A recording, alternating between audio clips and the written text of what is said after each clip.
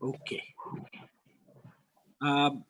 সবাইকে স্বাগতম আজকের ওয়েবিনারে। বিআইজিডি তরফ থেকে আপনাদের সবাইকে স্বাগতম জানাচ্ছি। আমার নাম ডক্টর ইমরান মতিন, আমি বিআইজিডির নির্বাহী পরিচালক।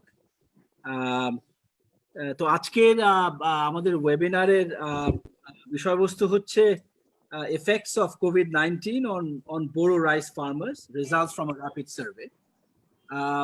বিআইজিডি আপনারা অনেকেই জানেন, বিআইজিডি আমরা এই কোভিড কে সামনে রেখে, কোভিডের ক্রাইসিসকে সামনে রেখে আমরা মার্চ মাস থেকে একটা র্যাপিড রিসার্চ রেসপন্স আমরা শুরু করেছি মার্চ মাস থেকে, এবং সেটার ধারাবাহিকতায় আমরা অনেকগুলো গবেষণা হাতে নিয়েছি। সেগুলোর ভিতরে আজকে হচ্ছে এগ্রিকালচার সেক্টরের উপরে যে এফেক্ট, বিশেষ করে বড় ফার্মারদের উপরে, সেটার উপরে আজকে আমরা আমাদের যে গবেষণাটা করেছি সেটা আপনাদের সামনে উপস্থাপন করব। আমি জাস্ট একটু বলার জন্য, আমাদের র্যাপিড রিসার্চ রেসপন্সের সবচেয়ে বড় যে দুটো শব্দ, সেটা হচ্ছে র্যাপিড এবং রিলায়েবল। আমরা চেষ্টা করেছি যেন র্যাপিড রিসার্চ আমরা করতে চাই, কিন্তু সেটা যেন রিলায়েবল হয়, এবং reliable both in terms of এটার method but also in terms of এটার ওভারঅল এটার কম্প্রিহেন্সিভনেসটা। সুতরাং আমরা মোটামুটি একটা র্যাপিড সময়ের ভিতরে কিভাবে রিলায়েবল কিছু মানে মেথড ব্যবহার করে আমরা এই কোভিড এর ক্রাইসিসকে মোকাবেলা করার জন্য যে ধরনের পলিসি ইন্টারভেনশনস গুলো দরকার হতে পারে, বা আলোচনায় সেই পলিসি ইন্টারভেনশনস গুলোয় কন্ট্রিবিউট করার জন্যই আমরা মূলত এই র্যাপিড এবং রিলায়েবল একটা রিসার্চ প্রোগ্রাম শুরু করেছি মার্চ মাস থেকে। আমরা আসলে এখন র্যাপিড রিসার্চ রেসপন্সের দ্বিতীয় ধাপে প্রবেশ করছি নেক্সট 6 মাসে। আমরা প্রথম 3 মাস মূলত আমাদের র্যাপিড রিসার্চ রেসপন্সের মূল ফোকাসটা ছিল যে ইমিডিয়েট যেই ইম্প্যাক্ট গুলা হচ্ছে, সেই ইম্প্যাক্ট গুলাকে আমরা সামনে আনার চেষ্টা করেছি, বিশেষ করে দরিদ্র মানুষের উপরে এবং ভালনারেবল বিভিন্ন জনগোষ্ঠীর উপরে যে ধরনের ইম্প্যাক্ট, যে ধরনের অভিঘাত হয়েছে এই কোভিড কনটেক্সটে, ইকোনমিক অ্যাক্টিভিটির সাপ্রেশনের কারণে, কম্প্রেশনের কারণে, এবং সেটার জন্য কি ধরনের আপনার সাপোর্ট গুলা দরকার, সেগুলো নিয়ে আমরা প্রথম ফেজে কাজ করেছি। দ্বিতীয় ফেজে আমাদের মূল ফোকাসটা হচ্ছে ইনক্লুসিভ রিকভারি। আমরা চাচ্ছি যে রিকভারি যেটা আমরা রিকভারির কাজ আমরা যেটা শুরু আমাদের এখন থেকেই মানে করতে হচ্ছে এবং মানে করব আমরা, সেই রিকভারির কাজটা যেন ইনক্লুসিভ হয়, যেন সেটা দিয়ে দারিদ্র বিমোচনের যেই আমরা পিছিয়ে পড়েছি অনেক এই কোভিড কনটেক্সটে অভিজ্ঞতা স্বরূপ, সেটা থেকে যেন আমরা কিছুটা উতরিয়ে উঠতে পারি। সেটাকে সামনে রেখে, মূল প্রতিপাদ্য হিসাবে সামনে রেখে, আমরা ইনক্লুসিভ রিকভারিকে সামনে রেখে আমরা আমাদের সেকেন্ড ফেজের কাজ আমরা শুরু করব। তো সেকেন্ড ফেজের কাজের অংশ হিসাবে আসলে আমি বলবো আমাদের এই আজকের যে কাজটা আমরা যে রিসার্চটা আমরা আপনাদের সামনে প্রেজেন্ট করব, সেটা সেই সেকেন্ড ফেজের একটা অংশই বলতে পারেন। ফার্স্ট ফেজের ইমিডিয়েট এফেক্ট, কিন্তু আমাদের also focus very much second ফেজের যে ইনক্লুসিভ রিকভারি, সেটা। সুতরাং আমরা শুধুমাত্র ইম্প্যাক্ট নিয়ে কথা বলবো না, আমরা একটু ফরওয়ার্ড লুকিং ইনক্লুসিভ রিকভারিতে কিভাবে আমরা কি ধরনের প্রোগ্রাম আমাদের হাতে নেওয়া দরকার, এবং কিংবা যে ধরনের প্রোগ্রাম হাতে নেওয়া হচ্ছে সেটাকে কিভাবে আরো শক্তিশালী করা যায়, সেটাকে আমরা সামনে রেখে আমাদের আজকের আলোচনাটা করতে চাচ্ছি। আমি আজকে যেটা বললাম, আজকে এগ্রিকালচারে বড় ক্রপটা তো অবশ্যই আমাদের জন্য অসম্ভব রকমের গুরুত্বপূর্ণ ইন টার্মস অফ আমাদের ওভারঅল একেরেজ ইয়েল্ডের কনটেক্সটে, এমপ্লয়মেন্ট জেনারেশনের কনটেক্সটে অসম্ভব ইম্পর্টেন্ট। কিন্তু আমরা এটাও জানি যে এটা অসম্ভব ভালনারেবল একটা sector, in the sense that এটা অসম্ভব টাইম সেন্সিটিভ এবং ম্যানেজমেন্ট ইন্টেন্সিভ একটা ক্রপিং পিরিয়ড। সুতরাং এই একটা সময়ে কোভিড এর ইম্প্যাক্টটা অবশ্যই একটা মানে দেখার দরকার, যে আসলে এই সময়ে কোভিড এর ইম্প্যাক্টটা এত একটা টাইম সেন্সিটিভ এবং ম্যানেজমেন্ট সেন্সিটিভ ইন্টেন্সিভ একটা মেজর ক্রপিং আমাদের ক্যালেন্ডারে, সেটার উপর ইম্প্যাক্টটা কি হলো সেটা আমাদের অবশ্যই জানা দরকার, সো দ্যাট আমরা পরবর্তীতে এটা নিয়ে আমরা প্রপার ইন্টারভেনশন গুলো করতে পারি। আজকে আমাদের আসলে আমরা সবসময় চেষ্টা করি আমাদের আলোচকবৃন্দ যাদেরকে আনতে, প্যানেলিস্ট যাদেরকে আনতে, তারা বিভিন্ন মানে মাল্টি অ্যাক্টর ওরিয়েন্টেড একটা একটা একটা জায়গা থেকে আমরা আনার চেষ্টা করি। এবং আমি আজকে অত্যন্ত আনন্দিত যে আমাদের এখানে প্রাইভেট সেক্টর থেকে প্রতিনিধি আছেন, সরকারের তরফ থেকে প্রতিনিধি আছেন, এবং আমাদের একাডেমিয়া এবং এই সেক্টরাল এক্সপার্ট সেই ধরনের সেক্টর থেকেও, সেই ধরনের জায়গা থেকেও আমাদের এখানে আজকে প্রতিনিধি আছেন আমাদের প্যানেলিস্ট হিসাবে। আমাদের প্যানেলিস্ট হিসাবে সুধীর চন্দ্র নাথ, উনি business director ACI seeds ACI limited. উনি অনেকদিন ব্র্যাকেও কাজ করেছেন। ব্র্যাকের সিড প্রোগ্রামের আমি বলবো একজন মানে একজন পায়োনিয়ার হিসাবে উনি উনি উনি কাজ করেছেন। সুতরাং ওনার কাছ থেকে ওনার অনেক প্র্যাকটিক্যাল অভিজ্ঞতা, এবং এটা আমাদের অত্যন্ত কাজে লাগবে আজকে। আমাদের এখানে মোহাম্মদ নাসিরুজ্জামান স্যার, উনি আছেন secretary ministry of agriculture, government of Bangladesh. Thank you sir for joining us. Professor doctor Sattar Mondal, উনি এসে কিছুক্ষণের মধ্যেই জয়েন করবেন আমাদের সাথে। উনি আরেকটা মিটিং আছেন, বাট উনি এসে জয়েন করবেন এবং উনি প্রেজেন্টেশনটা দেখেছেন। আমাদের বোনাস হিসাবে প্রফেসর মোশাররফ হোসেন ভূঁইয়া স্যার, উনিও আছেন। উনি আমাদের বর্তমানে উনি তো মানে long standing very senior civil servant, আমি সেই ডিটেলসে যাচ্ছি না, কিন্তু মোশাররফ স্যার বর্তমানে he is with BIGD adviser হিসাবে উনি আমাদের সাথে কাজ করছেন। তো thank you very much Mosharraf Hossain sir for joining us as well. আমাদের আজকে প্রেজেন্টেশনটা করবে ডক্টর নারায়ণ চন্দ্র দাস। উনি নারায়ণ অ্যাসোসিয়েট প্রফেসর এবং senior research fellow of BIGD. Narayan impact evaluation এবং নানা ধরনের ইকোনমিক রিসার্চে মানে বাংলাদেশে আমি বলবো মানে অত্যন্ত ইম্পর্টেন্ট কিছু কাজ করেছে। সুতরাং ওর কাছ থেকে আমরা শুনবো, ও এই স্টাডিটা লিড করেছে। হাউসকিপিং রুল হিসাবে আমরা অবশ্যই মিউটে থাকবো। আমি একটু রিকোয়েস্ট করবো প্যানেলিস্টরা যারা, আমরা যেন একটু মিউটে থাকি যখন প্রেজেন্টেশনটা হচ্ছে, so that we can all listen to the presentation. প্রেজেন্টেশনের পরে আমরা একটা কিউএনএ সেশন হবে, কিন্তু কিউএনএ সেশনটা আসলে পুরো সময় জুড়েই আমাদের একটা কিউএনএ বাটন আছে একদম নিচের দিকে, আপনারা দেখবেন কিউএনএ।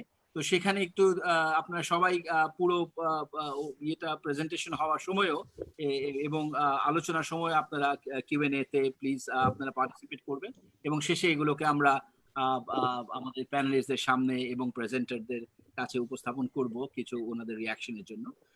আমাদের এটা পুরো লাইভে রেকর্ডিং হচ্ছে এবং বিআইজিডি ওয়েবসাইটে পরবর্তীতে এটাকে আমরা অ্যাভেলেবল করব।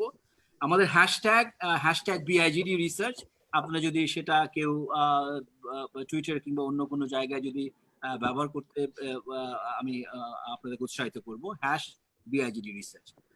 তো আমরা এখন শুরু করি। আমি এখন ডক্টর নারায়ণ চন্দ্র দাসকে প্রেজেন্টেশনটা করার জন্য অনুরোধ করছি। ধন্যবাদ।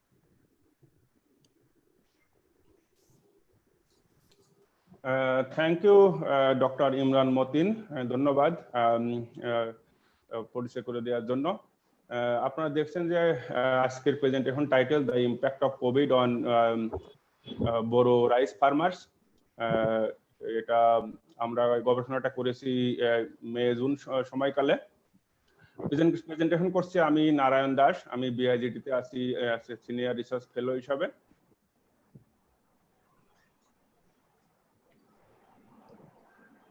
নারায়ণ একটু প্রেজেন্টেশন মোডে যান, প্রেজেন্টেশন মোড।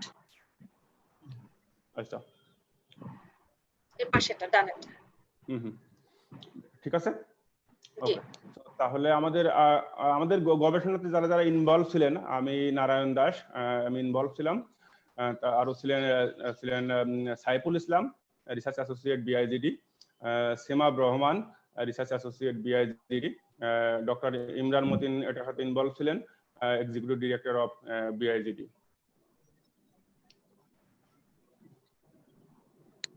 তো আমরা একটু আমাদের এই গবেষণার যে উদ্দেশ্যগুলো সেইগুলো একটু বলি। তো প্রথম উদ্দেশ্য আমাদের এই কোভিডের কারণে বোরোর প্রোডাকশন এবং কস্ট এবং বোরো থেকে যে প্রফিট হয় সেটার উপরে কি ধরনের ইম্প্যাক্ট হলো সেটা একটু অ্যানালাইসিস করা। আর একটা উদ্দেশ্য হলো আমাদের যে ফার্মাররা কি ধরনের চ্যালেঞ্জ ফেস করেছে সেটা একটু দেখা। এবং থার্ড যে উদ্দেশ্য সেটা আছে আমাদের যে সম্মানিত প্যানেলিস্টরা আছেন ওনাদের কাছ থেকে কিছু পলিসি রিকমেন্ডেশন নিয়ে আমরা কিছু ওনাদের বক্তব্য শুনবো আর কি। তো আমাদের রিসার্চে আমরা মূলত বোরো রাইসের উপরে ফোকাস করেছি। এটার কারণ হলো যে আপনারা তো জানেন যে বাংলাদেশের প্রায় নেট ক্রপ এরিয়ার প্রায় 60% এই বোরো রাইস কাল্টিভেশনের ইউজ করা হয় এবং বাংলাদেশের যে টোটাল রাইস প্রোডাকশন তার 54% আসে আপনার বোরো থেকে। তো আমাদের এই গবেষণার মেথোডোলজি 2017 সালে বিআইজিডি একটা ন্যাশনালি রিপ্রেজেন্টেটিভ মানে রুরাল এরিয়াতে সার্ভে করেছিল। সেই সার্ভেতে 26,000 হাউস হোল্ড কভার করা হয়েছিল। তো এই সার্ভে সেই সার্ভেটা করা হয় 2017 সালে। তো ওখান থেকে আমরা 8,000 হাউস হোল্ড র্যান্ডমলি সিলেক্ট করি আর কি। তো সেই 8,000 হাউস হোল্ডকে আমরা ফোন কল সার্ভে করে তাদের কাছে জিজ্ঞেস করি যে তারা এদের যদি ফোন রিসিভ করে তাহলে আমরা জিজ্ঞেস করেছি যে তারা এই বোরো সিজনে বোরো ধান প্রোডাকশন করেছে কি, বোরো রাইস প্রোডাকশন করেছে কিনা। যদি করে থাকে তাহলে সে আমাদের কিছু তথ্য দিতে সম্মতি দিবে কিনা। তো আমরা এই 8,000 হাউস হোল্ডের ভিতরে 2,834 জনকে সাকসেসফুলি ইন্টারভিউ করেছি এবং বাদ বাকিরা ভিতরে অনেক হয়তো বা রাইস প্রোডাকশন করে নাই এবং কেউ হয়তো বা ইন্টারভিউ দিতে সম্মত হয় নাই বা অ্যাভেলেবল ছিল না। তো এটা আমাদের একটা র্যান্ডম স্যাম্পল ছিল, সবগুলো ডিভিশন এটা কভার করে এবং আমাদের এই 2 পৃষ্ঠার কোশ্চেনের নিয়ে আমরা একটা টেলিফোন সার্ভে করেছি। তো সার্ভেটার ডিউরেশন ছিল প্রায় 20 থেকে 25 মিনিট আর কি। এবং গবেষণাটি আমরা সার্ভেটা শুরু করেছি মে 20 তারিখে এবং শেষ করেছি জুনের 3 তারিখে। তো এখানে বলে রাখা ভালো যে আমাদের এই সার্ভে শুরু করার পরপরই আমফান আঘাত আনে দেশে। তো কিছু ফার্মার আছে যারা ওই সময় অলরেডি ধান কাটে নাই, সেটা প্রায় 25-26%। যারা ধান কাটে নাই তারা কিন্তু অলরেডি আমফান দ্বারাও এফেক্টেড হয়েছে। তো তার মানে আমাদের স্যাম্পলে কিছু হাউস হোল্ড আছে যেখানে যারা কোভিড এবং আমফান দুইটা ঘটনা দ্বারাই এফেক্টেড হয়। তো আমরা যেহেতু কোভিড এর ইম্প্যাক্ট দেখার চেষ্টা করেছি, তো ওই কিছু ক্ষেত্রে আমরা যেমন প্রোডাকশন লসের ক্ষেত্রে আমরা আমফান দ্বারা এফেক্টেড হাউস হোল্ড গুলোকে আমাদের অ্যানালাইসিসের ভিতরে রাখি নাই।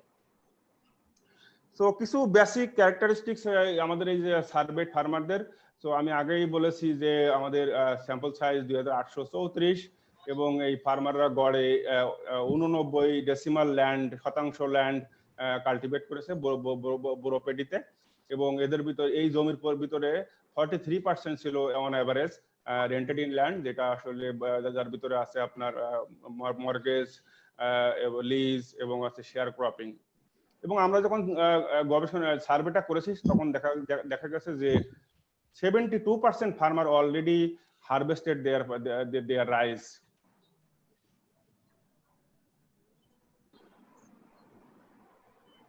তো আমি এখন একটু আমাদের যে রেজাল্ট স্টাডিজ যে ফাইন্ডিং সেটা একটু ব্রিফলি একটা ফাইন্ডিংস আমি একটু বলবো। সেটা আছে যে আমাদের যে প্রোডাকশন লসটা আমরা যেটা পেয়েছি, আমরা যে তথ্য বিশ্লেষণ করে দেখতে পেয়েছি যে পার একরে যে ধানের যে ফলন, সেই ফলনটা 4 মণের মতো কম হয়েছে কোভিড এর কারণে। তো তার মানে এটাকে পার্সেন্টেজে হিসাব করলে এটা আসলে দাঁড়ায় 7%। তার মানে কোভিড এর কারণে মানে বোরো ধানের প্রোডাকশন 7% কমে গেছে। এবং বাংলাদেশের যে টোটাল কাল্টিভেটেড ল্যান্ড আন্ডার বোরো, সেই ইনফরমেশন দিয়ে আমরা যদি এক্সট্রাপোলেট করি যে আসলে টোটাল লস কত, তাহলে দেখা যায় যে বাংলাদেশের টোটাল বোরো প্রোডাকশনের লস হয়েছে 4.8 কোটি মন ধানের লস হয়েছে। এবং এইটাকে যদি আমরা এই হারভেস্ট টাইমের যে প্রাইস যেটা সেটা দিয়ে মাল্টিপ্লাই করি তাহলে দেখা যায় যে বোরো ধানের যে লস হয়েছে সেটার ভ্যালু আসছে 3,687 কোটি টাকা। তো আমরা এখন একটু এই লসের বিষয়গুলোকে একটু ডিটেলসে দেখব। তো এটাকে একটু বলে রাখি যে আমরা প্রোডাকশন লস ক্যালকুলেশনটা কিভাবে করলাম। আমরা ফার্মারদেরকে ফোন করে আমরা জিজ্ঞেস করেছি যে আপনি এই বোরো মৌসুমে কতটুকু জমিতে বোরো ধান চাষ করেছেন, নিজের জমি এবং আছে অন্যের কাছ থেকে নেওয়া জমি সহ। তো এই জমিতে কি পরিমাণ ধান আপনি পেয়েছেন যদি অলরেডি হারভেস্ট করে থাকেন, এবং যদি অলরেডি হারভেস্ট না করলে কি পরিমাণ ধান পাবেন আর কি, কারণ ওই সময় তো অলরেডি ধান পেকে গেছে। তো ফার্মাররা মোটামুটি গেস করতে পারে কি পরিমাণ ধান পাবে। তারপরে জিজ্ঞেস করেছিলাম যে আপনারা যদি করোনা না হতো, লকডাউন যদি না থাকতো, তাহলে কি পরিমাণ ধান পেতেন। ঠিক আছে, তো এইভাবে আমরা কোশ্চেন করেছি। তারপরে আমরা কোশ্চেন করেছি যে এই পরিমাণ জমি চাষ করতে আপনার কত টাকা খরচ হয়েছে এবং এটা ফ্যামিলি লেবার সহ সেটার একটা অপরচুনিটি কস্ট ধরে, এবং এই করোনা না হলে কি পরিমাণ খরচ হতো। তো তার মানে আমরা ফার্মারদের কাছ থেকে করোনা হলে কি হতো, না হলে কি হতো, এই দুইটা সিনারিও আমরা কালেক্ট করেছি আর কি। তো সেই তথ্য সমূহ বিশ্লেষণ করে দেখা যায় যে আমাদের প্রোডাকশন কস্ট যেটা সেটা বেড়ে গেছে 13%। তো এই প্রোডাকশন কস্ট বাড়ার একটা অন্যতম কারণ আছে লেবার ওয়েজ বাড়া। ফার্মাররা বলেছে যে আপনার করোনার কারণে লেবার শর্টেজ হয়েছে মার্কেটে, তো যার কারণে লেবার ওয়েজ বেড়ে গেছিল প্রায় 17%। এবং প্রোডাকশন লস যেটা আমি আগেই বলেছি, এটা আপনার এটা প্রোডাকশন লসটা 7%, তার মানে টোটাল প্রোডাকশন বাংলাদেশে বড় প্রোডাকশন 7% কমে গেছে। এবং এর কারণে যে প্রফিটের উপরে যে নেগেটিভ ইম্প্যাক্ট, যেটা তার মানে হচ্ছে ফার্মারদের প্রফিট 40% কমে গেছে, তার মানে 40% প্রফিট কমে গেছে।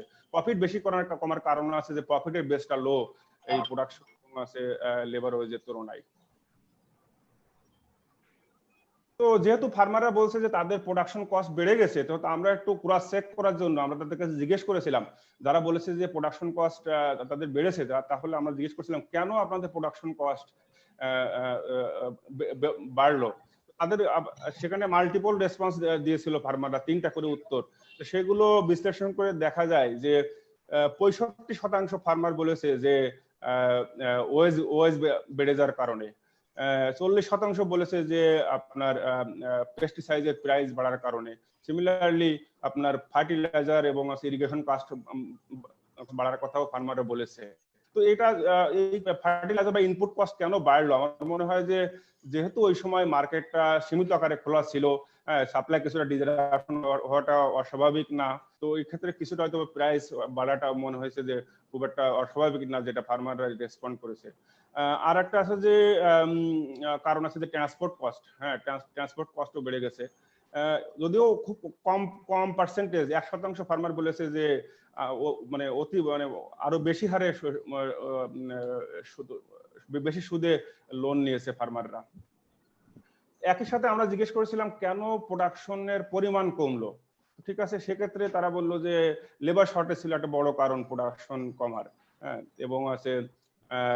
এবং তারা বললো যে আমরা সময় মতো ফার্টিলাইজার এবং পরিমাণ মতো সময় মতো ফার্টিলাইজার, পেস্টিসাইড, ডিজেল এগুলো কিনতে পারি নাই, এবং আছে এই ট্রান্সপোর্ট প্রবলেমের কারণে অনেকের হারভেস্টিংটা একটু ডিলে হয়ে গেছিল আর কি। এবং এর বাইরে ফাইনাল যে ইয়েটা সেটা একটু ইন্টারেস্টিং, যে অনেক 13% ফার্মার বলেছে যে তারা ফাইন্যান্সিয়াল কনস্ট্রেন্টে পড়েছে। তো এটার কারণটা কি আমরা জিজ্ঞেস করেছিলাম কেন ফাইন্যান্সিয়াল কনস্ট্রেন্ট হয়েছে, সেখানে একটা ইন্টারেস্টিং আনসার তারা দিয়েছে যে আমি বলি এখানে যে করোনার কারণে তাদের অন্যান্য উৎস থেকে যে আয় সেটা কমে গেছিল, যেমন ব্যবসা বাণিজ্য, যার কারণে অন্যান্য উৎস থেকে আয় নিয়ে যে এগ্রিকালচার সেক্টরে যে ক্যাপিটাল ইউজ করা, সেটা তাদের সম্ভাবনাটা তাদের কমে গিয়েছিল। তো আমি আগে যেমন দেখেন বলেছি যে করোনার কারণে মজুরি বেড়ে গেছে প্রায় 17%, তাহলে আমরা একটু ডিভিশন ওয়াইজ দেখার চেষ্টা করেছি যে এটা বাংলাদেশের কোন এলাকায় বেশি মজুরি বেড়েছে, কোন এলাকায় কম মজুরি বেড়েছে। তো সবচেয়ে মজুরি বেড়েছে ঢাকা ডিভিশনে, তারপর চিটাগাং ডিভিশনে, তারপর সিলেট ডিভিশনে। সব থেকে কম মজুরি বেড়েছে ময়মনসিংহ ডিভিশনে। হ্যাঁ, তো এখন এখানে দেখে মনে হচ্ছে যে আমাদের কাছে কিছু ইনটিউশন মনে হচ্ছে যে ঢাকা, চিটাগং, সিলেট এটা বড় বড় শহর যেখানে হয়তো বা অপরচুনিটি কস্ট বেশি, তো অন্যান্য সোর্সেস অরিজিনালি এখানে লেবার ওয়েজটা বেশি, আর হয়তো বা এখানে লকডাউনটা অনেক বেশি স্ট্রিক্ট ছিল, যার কারণে লেবার মোবিলিটি বা মাইগ্রেশন এই জিনিসগুলো আর বেশি সমস্যা হয়েছে, যার কারণে ঢাকা, চিটাগং, সিলেটে বেশি ওয়েজ বেড়েছে। আমরা ফার্মারদেরকে সরাসরি জিজ্ঞেস করেছিলাম যে আপনারা করোনার কারণে কি ধরনের সমস্যা ফেস করেছেন, করোনা লকডাউনের কারণে কি ধরনের সমস্যা আপনার হয়েছে।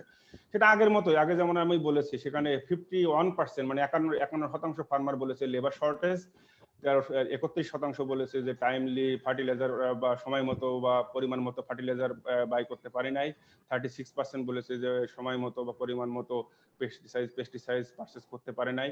এগেইন ট্রান্সপোর্ট প্রবলেমের কথা বলেছে 15%, এবং ফাইন্যান্সিয়াল কনস্ট্রেন্টের কথা বলেছে 17%। তো এখানে দেখেন যে কোনো একটা প্রবলেম ফেস করেছে, যে অ্যাটলিস্ট ওয়ান প্রবলেম ফেস করেছে, এটা আছে 71%। তার মানে আছে 71% ফার্মার অ্যাটলিস্ট মানে অন ওয়ে যে কোনো ভাবে করোনার দ্বারা এফেক্টেড হয়েছে। তো আমরা একটু দেখার চেষ্টা করেছি যে বিষয়টা এরকম কিনা, যারা লার্জ ফার্মার, যারা বেশি জমি কাল্টিভেট করে, তাদের সমস্যাটা বেশি হয়েছিল কিনা। এটা কিন্তু হওয়াটা স্বাভাবিক, কারণ আছে যারা স্মল ফার্মার তারা আসলে অনেকটা ফ্যামিলি লেবারের উপর ডিপেন্ড করে, আর বড় ফার্মাররা অনেকটা হায়ার লেবারের উপর ডিপেন্ড করে। তো তার মানে বড় ফার্মাররা অনেকটা মার্কেটের উপর ডিপেন্ড করে বেশি আর কি। তো সেখানে দেখা গেছে যে দেখেন, যে সমস্ত ফার্মাররা 100% পর বেশি পরিমাণ জমি কাল্টিভেট করেছে বড় রাইসে, তাদের ভিতরে 79% বলেছে তারা করোনার কারণে প্রবলেম ফেস করেছে। এবং এটা কিন্তু যারা 51 থেকে 100% জমি চাষ করেছে তাদের ভিতরে 74%, এবং যারা আপ টু 50% পর্যন্ত জমি চাষ করেছে তাদের ভিতরে এটা 66%। তার মানে করোনার কারণে বড় ফার্মাররা বেশি ক্ষতিগ্রস্ত হয়েছে। তো আমরা এখন একটু নিড অ্যাসেসমেন্ট নিয়ে কথা বলবো আর কি। তো নিড অ্যাসেসমেন্ট নিয়ে কথা বলার জন্য আমরা ওদের কাছে, ফার্মারদের কাছে, যেহেতু লোন একটা বড় অংশ যে নিড অ্যাসেসমেন্টের পার্টের, তো সেক্ষেত্রে আমরা এই জানুয়ারি থেকে মে মাস সময়কালে তারা কোথা থেকে লোন নিয়েছে সেটা আমরা জিজ্ঞেস করেছিলাম ফার্মারদেরকে। তো দেখা যায় যে আমাদের স্যাম্পলের ভিতরে 42% ফার্মার কোনো না কোনো সোর্স থেকে লোন নিয়েছে। তো এই লোনের পরিমাণটা যদি ডিস্ট্রিবিউশন আমরা দেখি, তাহলে দেখা যায় যে এই টোটাল লোনের 14% এসেছে ব্যাংক থেকে, 19% এসেছে ব্র্যাক থেকে, 36% এসেছে অন্যান্য ওএনজিও থেকে, মানি লেন্ডারের কাছ থেকে এসেছে 14%, এবং আদার যেটা মূলত ইনফর্মাল সোর্স ওখান থেকে এসেছে 17%। তো এখানে দেখেন মানি লেন্ডারের যে লোনটা 14%, তো এটা একটু মনে হয়েছে আমাদের কাছে হাই, কারণ আমাদের অন্যান্য স্টেট থেকে এটা 10% কম পাওয়া যায়। তো এটা আমরা একটু ভেঙে দেখার চেষ্টা করেছি, কেন আসলে কি এরকম কিনা যে করোনার কারণে মানি লেন্ডারের কাছ থেকে বেশি লোন নিতে বাধ্য হয়েছে কিনা। কারণ আমরা জানি যে ওই সময়কালে আপনার এনজিও কার্যক্রম অনেকটা বন্ধ ছিল, ব্যাংক ট্যাঙ্ক গুলো হয়তো খোলা থাকলেও, সমতকারে খোলা থাকলেও ব্যাংকে যাওয়া, ট্রান্সপোর্ট প্রবলেম, এই কারণে হয়তো সুযোগ ছিল না। তো এটা আমরা দেখার জন্য আমরা আমাদের স্যাম্পল ফার্মারদেরকে 3 ভাগে ভাগ করেছি। এক ধরনের ক্যাটাগরি যারা বলেছে যে তারা করোনার কারণে যাদের ফাইন্যান্সিয়াল কনস্ট্রেন্ট হয়েছিল, আর একটা ক্যাটাগরি যারা করোনার কারণে অন্যান্য সমস্যা ফেস করেছে, আর একটা ক্যাটাগরি যারা করোনার কারণে কোনো প্রবলেমই ফেস করে নাই। তো দেখা যাচ্ছে যে যারা বলেছিল যে যারা করোনার কারণে ফাইন্যান্সিয়াল কনস্ট্রেন্টে পড়েছে, তাদের ভিতরে 19% ফার্মার আপনার মানি লেন্ডারের কাছ থেকে লোন নিয়েছে, এবং যারা অন্যান্য সমস্যা ফেস করেছে তাদের ভিতরে 12% ফার্মার মানি লেন্ডারের কাছ থেকে লোন নিয়েছে, এবং যারা বলেছে আমরা কোনো সমস্যা ফেস করি নাই, তাদের ভিতরে 6.3% ফার্মার মানি লেন্ডারের কাছ থেকে লোন নিয়েছে। তার মানে এখান থেকে মোটামুটি বোঝা যাচ্ছে যে করোনার কারণে হয়তো বা ফার্মাররা অনেক মানে মানি লেন্ডারের কাছেই গিয়ে বেশি লোন নিয়েছে। এটা একটু নেগেটিভ ইমপ্লিকেশন আছে তাদের কস্টের উপরে, প্রোডাকশন কস্টের উপরে, কারণ আমরা জেনারেলি জানি যে মানি লেন্ডারের যে লোনটা নেওয়া হয় সেখানে অনেক বেশি ইন্টারেস্ট রেট চার্জ করা হয়। আমরা এটা দেখার চেষ্টা করেছি যে ব্যাংকের থেকে যে লোন নেওয়া হয় সেই লোনের ক্ষেত্রে এমন কিনা যে বড় ফার্মাররা বেশি ব্যাংক থেকে লোন নেয়। তো সেই জন্য আমরা আমাদের ফার্মারদেরকে 3 ভাগে ভাগ করেছি। একটা ক্যাটাগরি যারা বড় চাষের জন্য up to 50 decimal land use করেছে, যারা 51 থেকে 100 ডেসিমাল ল্যান্ডে বড় চাষ করেছে, এবং যারা 100 ডেসিমালের উপরের জমিতে বড় চাষ করেছে। তো সেখানে দেখা যায়, দেখেন যে লার্জ ফার্মার যারা 100 ডেসিমালের বেশি জমি চাষ করেছে তাদের ভিতরে 4.2% ব্যাংকের থেকে লোন পেয়েছে, যারা 51 থেকে 100% জমি চাষ করেছে তাদের ভিতরে 2.6% ব্যাংকের থেকে লোন নিয়েছে, এবং যারা 50% পর্যন্ত জমি চাষ করেছে তাদের ভিতরে 1.4% আপনার ব্যাংকের থেকে লোন নিয়েছে। তার মানে আছে যে ব্যাংকের লোনে হয়তো বা লার্জ ফার্মারদের অ্যাক্সেসটা বেশি। তো আমরা একটু চেষ্টা করেছিলাম যে আমন সিজনে কি পরিমাণ লোনের দরকার হবে। তো সেটা অ্যানালাইসিস করে দেখা গেছে যে এই আমন সিজনে ফার্মারদের, আমাদের যে স্যাম্পল ফার্মার, সেই ধরনের ফার্মারদের টোটাল 22,514 কোটি টাকা লোন দরকার হবে। তো সেটা আমরা কিভাবে ক্যালকুলেট করলাম, আমরা জিজ্ঞেস করেছিলাম যে আমন সিজনে আপনার লোন দরকার আছে কিনা, তো সেখানে 40% ফার্মার বলেছে হ্যাঁ আমাদের লোন দরকার। এবং এভারেজে কত টাকার লোন দরকার? 32,453 টাকার লোন দরকার। তো তারপরে আমাদের বিবিএস এর তথ্য অনুসারে বাংলাদেশে প্রায় 17 মিলিয়ন আপনার ফার্মার আছে। তো এটা দিয়ে মাল্টিপ্লাই করে আমরা দেখতে পাচ্ছি যে বাংলাদেশে 22,514 কোটি টাকার লোন দরকার হবে। তো এই ক্ষেত্রে আমার মনে হয় যে গভর্নমেন্ট অলরেডি অনেক কিছু ডিক্লেয়ার করছে, লোন প্যাকেজ সেটা খুব গুরুত্বপূর্ণ, যেহেতু ফার্মাররা কম ইন্টারেস্ট রেটে 4% ওইরকম মানে লোন পাওয়ার অনেক সুবিধা পাবে আর কি। তো সেক্ষেত্রে কিভাবে আসলে অ্যাক্সেসটা এনশিওর করা যায় সেটা একটা গুরুত্বপূর্ণ ইস্যু। আমি পরে এই বিষয়ে আবার আসবো আর কি। এরপরে আর একটা ইস্যু আছে যে প্রাইস, হ্যাঁ, যে ফার্মাররা আসলে কি ধরনের প্রাইস পাচ্ছে তাদের প্রোডাক্টের জন্য আর কি। তো এখানে যেহেতু আমরা সার্ভে করেছি মে মাসের শেষের দিকে এবং আর্লি জুনে, তো ওই সময় অনেক ফার্মার আছে, সব ফার্মারই রাইস সেল করে নাই, কিছু কিছু ফার্মার রাইস সেল করেছে। তো যারা সেল করেছে ওদেরকে আমরা জিজ্ঞেস করেছিলাম যে হারভেস্টিং এর পরে যে ইমিডিয়েটলি যে রাইসটা আপনি বিক্রি করলেন কত টাকায় বিক্রি করেছিলেন। তো সেখানে আমরা দেখেছি যে তারা গড়ে যে প্রতি মন ধানে তারা গড়ে বিক্রি করেছে প্রতি মন ধান 765 টাকা দরে, ঠিক আছে। এবং এই দামটা কিন্তু তুলনামূলকভাবে গত বছরের থেকে বেশি। আমি বিবিএস এর তথ্য ইউজ করে দেখলাম যে গত 2018-19 সালে বোরো ধানের হারভেস্ট টাইম প্রাইস ছিল, হোলসেল প্রাইস ছিল 654 টাকা, আর এই বছর সেটা 765 টাকা। তো এই কারণে ফার্মাররা কিছু টাকা খুশি হওয়ার কথাই। তো দেখেন এখানে আমাদের যদিও এটা এখনো 50%-এর নিচে, বাট স্টিল 47% ফার্মার তারা সন্তুষ্টি প্রকাশ করেছে তারা যে দামে ধান বিক্রি করেছে। বাট স্টিল একটা চ্যালেঞ্জ কিন্তু আছে, যে আমরা পত্রপত্রিকা বা যে তথ্য পেয়েছি সেখানে দেখা যায় যে আমরা জেনেছি যে সরকার 1040 টাকা মন দরে ধান ক্রয় করাটা ফিক্স করেছিল, কিন্তু ফার্মাররা কিন্তু ওই দামটা আসলে পাচ্ছে না। এখানে দেখেন ডিস্ট্রিবিউশনটা দেখেন, যে সমস্ত ফার্মাররা ধান বিক্রি করেছিল তাদের ভিতরে 50% ফার্মারই দাম পেয়েছে 700 থেকে 900 টাকার ভিতরে, 900 টাকার বেশি পেয়েছে 11%, এবং 700 টাকার নিচে পেয়েছে প্রায় 40%। তো আর একটা তথ্য আমি দেখাই না ডিটেলসে, আমরা এটাই পেয়েছিলাম, যারা 900 টাকার উপরে ধান বিক্রি করেছে তাদের ভিতরে 80%-এর বেশি সন্তুষ্ট। তার মানে ফার্মাররা যদি কোনো কারণে 900 টাকার বেশি পায় তারা ওরা মোটামুটি অনেকেই হ্যাপি। তো সেটা আসলে আর একটু ফার্মারদের ফেয়ার প্রাইসে অ্যাক্সেসে কিভাবে করা যায় সেটা একটা পলিসি ইস্যু আমার মনে হয় আমি রেইজ করব আর কি।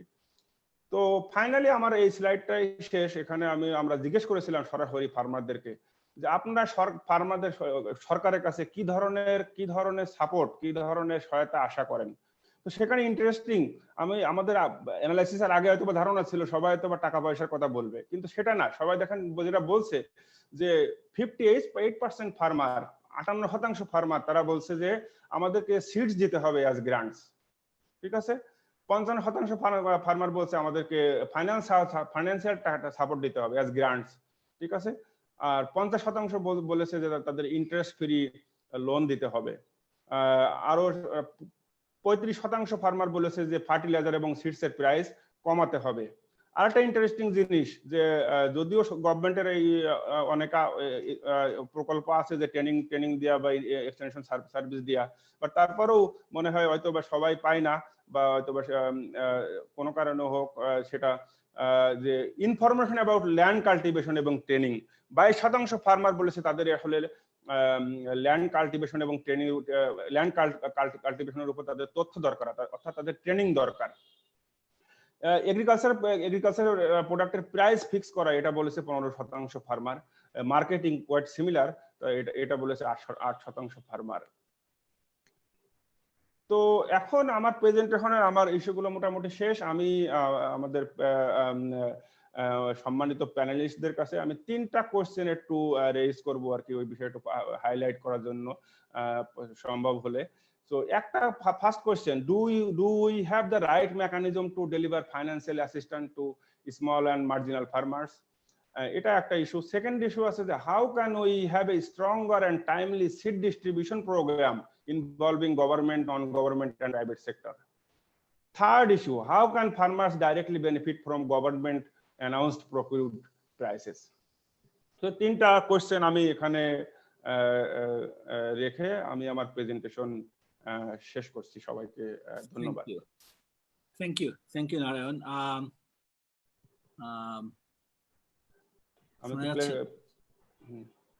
শোনা যাচ্ছে?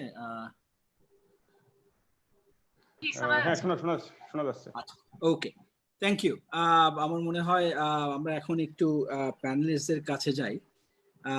আমার ওই তিনটা, আমার মনে হয় অত্যন্ত শার্প তিনটা প্রশ্ন করা হয়েছে। এই তিনটা প্রশ্নকে সামনে রেখেই আমি এক একজনের কাছে একটু আরেকটু ডিটেলসে হয়তো ওই প্রশ্নগুলোকে ভেঙে করব। প্রথম আমি একটু যেতে চাচ্ছি আমাদের সুধীরদার কাছে, সুধীর চন্দ্রনাথ ওনার কাছে। তো আপনার কাছে মানে এটা আসলে খুবই একটা ইন্টারেস্টিং জিনিস, সেটা হচ্ছে যে আমরা যেহেতু ইকোনমিস্ট, আমরা যখন এই সার্ভেটা যখন করলাম, খুবই ইন্টারেস্টিং, আমরা কিন্তু সিড রিলেটেড কোনো সরাসরি প্রশ্ন কিন্তু রাখিনি। আমরা ধরে নিয়েছিলাম যে মূল সমস্যাটা ফাইন্যান্সিয়াল অ্যাসিস্ট্যান্স, ক্রেডিট। সুতরাং আমাদের প্রশ্নগুলো কিন্তু ছিল, ডিরেক্ট প্রশ্নগুলো ছিল আমরা ক্রেডিট রিলেটেড এবং ক্রেডিট অ্যাক্সেস রিলেটেড। সিডের ইম্পর্টেন্সটা কিন্তু ফার্মারদের কাছ থেকে এসেছে। তো এটা ইটসেলফ আমার মনে হয় মেথডের দিক থেকে দিস ইজ ইম্পর্টেন্ট, কারণ আমার মনে হয় সিডের ব্যাপারটা হয়তো আমরা আরেকটু ডিরেক্টলি হয়তো আমাদের এই গবেষণায় আনলে আমরা আরো আরো আরো আরো আমার মনে হয় শার্প কিছু জিনিস পেতাম। কিন্তু তারপরেও ফার্মারদের কাছ থেকে এসেছে সিড এবং আপনার ইনফরমেশন, টেকনিক্যাল অ্যাসিস্ট্যান্স, ইনফরমেশন বা এক্সটেনশন সাপোর্ট। এই দুটো ব্যাপারে আমার মনে হয় আপনার কাছ থেকে শুনতে চাচ্ছি যে এখানে কি করণীয়, এবং বর্তমানে আমাদের যে সাপোর্ট প্যাকেজগুলো বা রিকভারি প্যাকেজগুলো সরকারের তরফ থেকে অ্যানাউন্স করা হয়েছে, সেখানে এই সিড ডিস্ট্রিবিউশন এবং এক্সটেনশন সাপোর্ট, এই দুটোর মানে গুরুত্বটা কতটুকু দেয়া হচ্ছে এবং এটাকে কিভাবে গুরুত্বে আনা যায়, এবং সর্বশেষ এখানে আসলে কিভাবে প্রাইভেট সেক্টর এবং পাবলিক সেক্টর এবং এনজিও, কারণ আমার মনে হয় বাংলাদেশের কনটেক্সটে এটা আপনিও অনেক ভালো জানেন, সিড সেক্টরে আসলে এনজিওরাও একটা বড় ধরনের ভূমিকা কিন্তু পালন করেছে। সুতরাং এখানে কিভাবে একটা মাল্টি সেক্টর ওরিয়েন্টেড বা মাল্টি অ্যাক্টর ওরিয়েন্টেড একটা প্রোগ্রামের দিকে আমরা যেতে পারি, এই ব্যাপারে আপনার কাছ থেকে একটু জানতে চাবো সুধীর দা। থ্যাংক ইউ ইমরান ভাই, আমি আপনাকে আবারও ধন্যবাদ দিচ্ছি যে আপনি আমাকে ইনভাইট করার জন্য। আমি উপস্থিত আছেন এখানে আমাদের রেসপেক্টেবল মাননীয় সচিব মহোদয়, উপস্থিত আছেন মোশাররফ হোসেন স্যার, এবং আমি সবাইকে আর অন্যান্য পার্টিসিপেন্ট এজ ওয়েল এজ সমস্ত সবাইকে আমি আমার এসিআই এর পক্ষ থেকে আমি আবারও ধন্যবাদ জানাচ্ছি। আসলে আমরা যদি বলি যে এইভাবে দেখি যদি যে বড় আসলে বাংলাদেশের অলমোস্ট অ্যারাউন্ড 54% আসলে রাইস প্রোডাকশনের 54% নিশ্চিত করে। এখন এখানে ইল্ড দেখা যাচ্ছে যে 7% ইল্ড, অ্যাকর্ডিং টু ডাটা যেটা দেখা যাচ্ছে যে 7% ইল্ড যেখানে কম হয়েছে। আমার কাছে মনে হচ্ছে যদি আমি এইভাবে দেখি যে গত বছর যদি দেখি ইন কম্পেয়ার উইথ আদার্স ইয়ার, যে গত বছর ফার্মার কিন্তু বেশিরভাগ ফার্মারই তার অর্গানাইজ সিড পারচেজ কম করেছে as well as they use their retain seed. কারণ হলো যেহেতু তার আগের বছর ধানের দাম কম ছিল, সেহেতু ফার্মার্স বেশিরভাগ ফার্মার্সই কিন্তু অনেক ফার্মার্স তার নিজের সিডটাকে নিজে ব্যবহার করেছে। যেহেতু দেখা যাচ্ছে যে প্রাইভেট সেক্টর কোম্পানির কাছে প্রাইভেট সেক্টরের কাছে প্রচুর সিড আনসোল্ড, অর্গানাইজ সিড কিন্তু আনসোল্ড ছিল।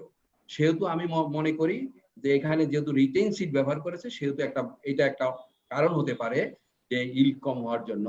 সেকেন্ড কারণ আরেকটা হতে পারে, যেটা হলো আমি দেখেছি যে যদি in compare with the last year 2019-20 and 2019-20 তে এখানে আমাদের প্রায় দেখা গেছে 1 লক্ষ হেক্টর জমিতে হাইব্রিড রাইস উৎপাদন কম হয়েছে। 1 লক্ষ হেক্টর জমিতে যদি রাইস উৎপাদন কম হয়, তাহলে 1 লক্ষ মেট্রিক টন কিন্তু যেখানে আমরা দেখি যে হাইব্রিড রাইস প্রতি হেক্টরে 1 মেট্রিক টন উৎপাদন বেশি হয়, সেহেতু সেখানে 1 লক্ষ মেট্রিক টন উৎপাদন কম হতে পারে। এটা হলো আমার প্রাইমারি অ্যানালাইসিস। তারপরে ইন এডিশন অফ দ্যাট যদি দেখি যে আসলে সরকার, আমি বলবো যে সরকার যখন কোভিড সিচুয়েশনে ইনিশিয়ালি কিন্তু farmers, not only for farmers, আমরা যারা এগ্রিকালচার সেক্টরে দীর্ঘদিন কাজ করতেছি, আমরাও কিন্তু প্রথমে কিন্তু একটুখানি দ্বিধাদ্বন্দ্বের ভিতর ছিলাম যে আসলে how will ensure the support to our customers, dealers, farmers as well as others.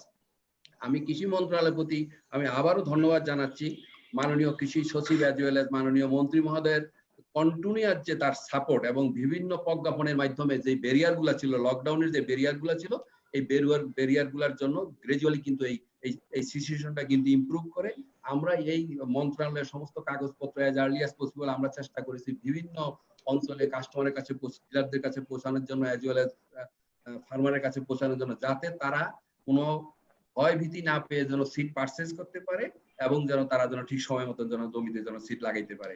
সেই জন্য সেই জায়গাতে কিছুটা ইনিশিয়াল স্টেজে যদিও কিছুটা বাধা ছিল, কিন্তু বিভিন্ন জায়গায় দেখা গেছে যে অঞ্চল ভিত্তিক কিছু লকডাউনের জন্য বিভিন্ন রকম input support as well as ফার্মারকে সাপোর্ট দেওয়ার জন্য সেই জায়গায় কিছুটা বাধাগ্রস্ত হয়েছে। এটা কি বলা কিছুটা হইলেও বাধাগ্রস্ত হয়েছে। তারপরে সরকার কিন্তু বাই দিস টাইম কিন্তু অনেকগুলো প্রণোদনা প্যাকেজ ডিক্লেয়ার করেছে। আমি শুধু একটা কথাই বলবো, যেখানে গভর্নমেন্টের যেটা ইনসেন্টিভ প্যাকেজ, যেটা 50 বিলিয়ন টাকা, যেটা আসলে ফার্মারদের জন্য 5% ইন্টারেস্ট রেটে যেটা ডিক্লেয়ার করেছে, আমি মনে করি it's a very interesting programme. যদি এইটা যদি আমরা এখন যদি ফার্মারকে যদি ঠিকভাবে পৌঁছাইতে পারি, তার হাতে যদি পৌঁছাইতে পারি, আমার মনে হয় এটা একটা বড় ধরনের মাইল ফলক হিসাবে কাজ করবে। এখন প্রশ্ন হলো আসলে মেকানিজমটা কি হতে পারে। আমি যদি এইভাবে দেখি যে আসলে যে ইতিপূর্বে আমরা যদি দেখি যে বর্গাচাষী শেয়ার কোপারের সাথে শেয়ার করপারদের টেনেন্ট ফার্মারদের জন্য কিন্তু বাংলাদেশ ব্যাংক একটা কিন্তু $5 মিলিয়ন একটা 2009 সালে কিন্তু একটা প্রোগ্রাম করেছিল, সেটা ব্রাকের সাথে একটা কোলাবোরেশনের মাধ্যমে। সেখানে দেখা গেছে যে ব্রাক আসলে জেনুইন ফার্মারকে সিলেকশন করেছে এবং সেইভাবে কিন্তু তারা কিন্তু জেনুইন ফার্মারকে দেওয়ার জন্য চেষ্টা করেছে। এখন প্রশ্নটা হলো এখানে এটা কিভাবে হতে পারে। আমার ব্যক্তিগত ওপিনিয়ন এখানে হতে পারে যে যেহেতু ডি বাংলাদেশের একটা বড় ধরনের এগ্রিকালচার সেক্টরে বড় ধরনের বিশাল রোল পালন করে, তার প্রত্যেকটা ইউনিয়নে তাদের ইন্টারভেনশন আছে। ডিএই এবং স্থানীয় প্রতিনিধি এবং এনজিও কে মিলে যদি একটা কমিটি করে ফার্মারকে সিলেকশন করে এবং তাদেরকে কোনো এনজিওর মাধ্যমে যদি লোনটা, এখন কারণ ব্যাংকের মাধ্যমে যদি আমরা লোনটাকে এনশিওর করতে চাই, bank they have their some limitation, কারণ ব্যাংকের কিন্তু এক্সটেনশন নেটওয়ার্ক কিন্তু ডাউন লেভেল পর্যন্ত নাই। তো সেহেতু এটাকে যদি মানে এনজিওদের মাধ্যমে ডির সাপোর্টে এবং লোকাল প্রতিনিধির সাপোর্টে যদি এনজিওর মাধ্যমে যদি লোনটাকে যদি আমরা যদি একটা পলিসি ফ্রেমওয়ার্ক ডেভেলপ করে তার মাধ্যমে যদি আমরা যদি স্মল এবং মার্জিনাল ফার্মারদের জন্য যদি লোনটা এনশিওর করতে পারি, আমার কাছে মনে হচ্ছে যে এটা মোর এফেক্টিভ হবে এবং এটার মাধ্যমে আসলে আমার মনে হয় ফার্মার, দি মার্জিনাল এবং small farmer, they will get benefit. এটা হলো আমার একটা ওপিনিয়ন ফর লোন ডিসবার্সমেন্টের ক্ষেত্রে। সেকেন্ডলি আমরা যদি বলি যে আসলে সিড ডিস্ট্রিবিউশন ক্ষেত্রে, আসলে ফার্মারদেরকে সিড ডিস্ট্রিবিউশনের ক্ষেত্রে সরকার ইতিপূর্বেই কিন্তু ভেজিটেবল সিডের জন্য বিভিন্ন জায়গায় কিন্তু অনেক রকম ইনিশিয়েটিভ নিয়েছে, as well age seed distribution আরম্ভ করেছে। আমন সিজনে কিন্তু সরকার বিএডিসির সিড কিন্তু বিভিন্ন জায়গায় ডিস্ট্রিবিউট করেছে। এখন বাকি যে সিড এখন নেক্সট যে আমাদের যে আপকামিং সিজন আসতেছে, সেখানে কিন্তু বড় ধরনের একটা এখন ফার্মারের কাছে আসলে কিভাবে আমরা পৌঁছাবো এই বীজটাকে, ভালো বীজ, যেহেতু অ্যাকর্ডিং টু ডাটা অনুযায়ী দেখা যাচ্ছে যে আসলে 58% people they are looking the grant. আমার কাছে মনে হচ্ছে যে অনেক সময় অনেক ফার্মারকে কিন্তু আমরা অনেক সময় অনেক বীজ দিয়ে থাকি, কিন্তু সেই বীজটা কিন্তু সেই ফার্মারের কিন্তু চয়েস নাও হতে পারে। তার কারণ farmer they have their some choice, they have their some initial practice. তো সেই জন্য আমার মনে হয় ফার্মারের চয়েসের প্রতি অনার করে এমন কিছু করা যায় কিনা যে ফার্মারকে আসলে সরাসরি গ্রান্টটা দেওয়া যায় কিনা মানিটা, তখন সে বাজার থেকে তার চয়েস মতো বীজটা কিনে নিবে। কারণ আমরা তাকে এমন একটা বীজ দিলাম কিন্তু তার সেই প্রোডাক্টের উপর কিন্তু তার প্রোডাকশন টেকনোলজি তার নাও জানা থাকতে পারে। তো সেহেতু আমি যদি তাকে যদি কোনো গ্রান্ট দিয়ে দিতে পারি, তার অ্যাকাউন্টে, ব্যক্তিগত অ্যাকাউন্টে টাকাটা দিয়ে দিতে পারি, এবং সে যদি তাকে রাইট দেওয়া হয় তুমি বাজার থেকে তুমি পারচেজ করো অ্যাকর্ডিং টু ইউর চয়েস, তাহলে আমার কাছে মনে হচ্ছে এটা মোর এফেক্টিভ হবে। এটা হলো আমার ব্যক্তিগত ওপিনিয়ন। লাস্ট পয়েন্ট হলো how we farmer directly benefit from government announce procure price. এখন আমরা যদি দেখি যে 2018 এবং 19-এর যদি সিচুয়েশন দেখি, গভর্নমেন্ট কিন্তু সেখানে কিন্তু প্রায় অলমোস্ট অ্যারাউন্ড কিন্তু 1.42 মিলিয়ন রাইস কিন্তু কিনেছে এবং তার ভিতর আবার 0.92 মিলিয়ন কিন্তু গ্রেইন পারচেজ করেছে। টোটাল কিন্তু পারচেজ করেছে অ্যারাউন্ড 2.34 মিলিয়ন। এখন এটার থেকে যদি আমি দেখি যে তার ভিতর পড়ায় হলো যে 81% কিন্তু রাইস মিলাররা কিন্তু যেইটা প্রকিউরমেন্ট করেছে 18 এবং 19-এ, তার ভিতর 81% কিন্তু রাইস মিলারের থেকে পারচেজ করেছে এবং 18.9% কিন্তু তার ফার্মারের কাছ থেকে পারচেজ করেছে। এখন প্রশ্নটা হলো এখানে সরকার যেহেতু যখন পারচেজ করে তখন কিন্তু এটা সাধারণত রাইস মিলারদের কাছে পারচেজ করে, কারণ সরকারের কিছুটা লিমিটেশন আছে। এখানে লিমিটেশনটা কি, একজন ফার্মারের কাছ থেকে যখন ডাইরেক্ট পারচেজ করতে চায় তখন কিন্তু তার ময়েশ্চার সে কিন্তু কন্ট্রোল করতে পারে না। যখন 14% উপরে যখন ময়েশ্চার থাকে তখন কিন্তু এটা কিন্তু সরকারের পক্ষে প্রকিউরমেন্ট করা খুব কঠিন হয়। এখন সেহেতু তারা সরকার কি করে যে রাইস মিলারকে মোর প্রায়োরিটিস দেয়, কিন্তু বেনিফিটটা কিন্তু রাইস মিলাররা পেয়ে থাকে। রাইস মিলার কি করে এখানে আমরা যদি দেখি যে আসলে রাইস মিলাররা কিন্তু বেশিরভাগ কিন্তু হাইব্রিড রাইস পারচেজ করে এবং কম দামে পারচেজ করে, কিন্তু they are selling that the rice to the government with higher price. এখন আমার এখানে অপিনিয়নটা হলো সরকার যদি সরাসরি, যেহেতু সরকারের এলএসডি গোডাউন আছে, সরকার যদি সরাসরি যদি রাইসটা গ্রেইনটা পারচেজ করে ফার্মার্স, এখন ফার্মারের কাছ থেকে যদি সরাসরি পারচেজ করে তাহলে কি হবে, ফার্মার কিন্তু ডাইরেক্ট প্রাইসটা পাবে। এখন এখানে একটা সিলিং করে দেওয়া দরকার যে আসলে যেহেতু স্মল ফার্মার এবং মার্জিনাল ফার্মাররা যেহেতু ধান সরকারের কাছে বিক্রি করতে পারে এলএসডি গোডাউনে, সেখানে এমন হতে পারে যে 200 কেজি থেকে 2 টন পর্যন্ত বা একজন ব্যক্তির ক্ষেত্রে সর্বোচ্চ 5 টনের বেশি আমি পারচেজ করব না। তাহলে ছোট ছোট ফার্মাররা কিন্তু ডাইরেক্টলি এখানে বীজ নিয়ে আসতে ধান গ্রেন নিয়ে আসতে পারবে। এখন সেই সব ফার্মারের যদি গ্রেইনের যদি কথার কথায় 14% উপরে যদি ময়েশ্চার কন্টেন্টস থাকে, সেটাকে কনভার্ট করে তার কাছে 15 যদি থাকে তাহলে 2% কনভার্ট করে তার কাছে 2% টাকা তাকে কম দিবে দিয়া, তাহলে ডাইরেক্টলি যদি এলএসডি গোডাউন যদি সরকার যদি পারচেজ করে এবং এলএসডি গোডাউন যদি পারচেজ করে এবং এলএসডি গোডাউনের সাথে রাইস মিলারের সাথে একটা রিলেশনশিপ থাকবে, এখান থেকে তার ট্রান্সপোর্ট রাইস মিলার কি করবে, ট্রান্সপোর্ট করবে, ট্রান্সপোর্ট কস্ট পাবে, এজ ওয়েল সেটাকে সে হাক্সিং করে দিবে। সেই টাকাটা সরকার যদি দেয় তাহলে আমার মনে হয় যে রাইসের প্রাইসটা এবং আসলে মার্জিনাল এবং স্মল ফার্মাররা কিন্তু এই বাজারটাকে এই সুযোগটা পাবে। এখন আমরা যদি যে পদ্ধতিতে আমরা যাচ্ছি যে আসলে সরাসরি রাইস পারচেজ করতেছি, সেই পদ্ধতিতে কিন্তু মিলাররাই কিন্তু আসলে বেনিফিটেড হচ্ছে এবং স্মল ফার্মাররা কিন্তু they are not getting any more benefit. এখন আমার কাছে যেটা মনে হয়, আমি আমার ওপিনিয়নটা হলো যে এই জায়গাটায় সরাসরি রাইস পারচেজ গ্রেইন পারচেজ করার জন্য ফার্মারের কাছ থেকে, যেহেতু গভর্নমেন্টের হিউজ ফ্যাসিলিটি আছে, এই ফ্যাসিলিটিকে কাজে লাগাইলে আমার মনে হয় ছোট ছোট ফার্মাররা they will get more benefit. সরকারের তো উদ্দেশ্য হলো আসলে ফার্মারদেরকে বেনিফিট করা এবং রাইসের প্রাইসটাকে আপ করে রাখা, এবং সেই জায়গাটা আমার মনে হয় সরকারের পক্ষে এটা খুব সম্ভব হবে। Thank you. আমি এটুকুই বললাম। এখন যদি ভবিষ্যৎ কোনো প্রশ্ন আসে আমি তাহলে I will share. Thank you. জি, ধন্যবাদ। ধন্যবাদ সুধীর দা। আমি এখন একটু আমাদের সেক্রেটারি নাসিরুজ্জামান স্যার ওনার কাছে একটু যেতে চাচ্ছি। তো কিছুটা ওই আপনার সুধীর দা যে ইস্যুস গুলো রেজ করলেন সেটারও একটু আপনার কাছ থেকে একটু জানতে চাবো আপনার রিয়াকশনটা কি। মূলত মানে দুইটা ব্যাপারে, একটা হচ্ছে এই যে যেই লোন যেটা প্রোগ্রাম যেটা আপনার অ্যানাউন্স করা হয়েছে, সেটার ডেলিভারি মেকানিজম নিয়ে আমার মনে হয় সুধীরদার কিছু সাজেশন ছিল, এবং সেই ব্যাপারে গভর্নমেন্টের চিন্তা ভাবনাগুলো কি। লাস্ট মাইল ডেলিভারি চ্যালেঞ্জ মানে আলটিমেটলি তো মানে পলিসি আমরা যাই করি না কেন এবং ইন্টারভেনশন ডিজাইন যাই করি না কেন, এটা লাস্ট মাইল ডেলিভারি চ্যালেঞ্জটা যদি আমরা অ্যাড্রেস না করতে পারি তাহলে তো এটা কোনো আসলে মানে এফেক্টিভ এটা হবে না। তো লোনের ব্যাপারে এটা একটু জানতে চাচ্ছিলাম। গভর্নমেন্ট প্রকিউরমেন্টের সিস্টেমটাকে কিভাবে আরো সরাসরি ফার্মাররা যেন সেটা লাভবান হতে পারে সেটার ব্যাপারেও আপনার রিয়াকশনটা একটু জানতে চাচ্ছিলাম, বা আপনারা কিভাবে চিন্তা করছেন। নাসিরুজ্জামান স্যার, আপনাকে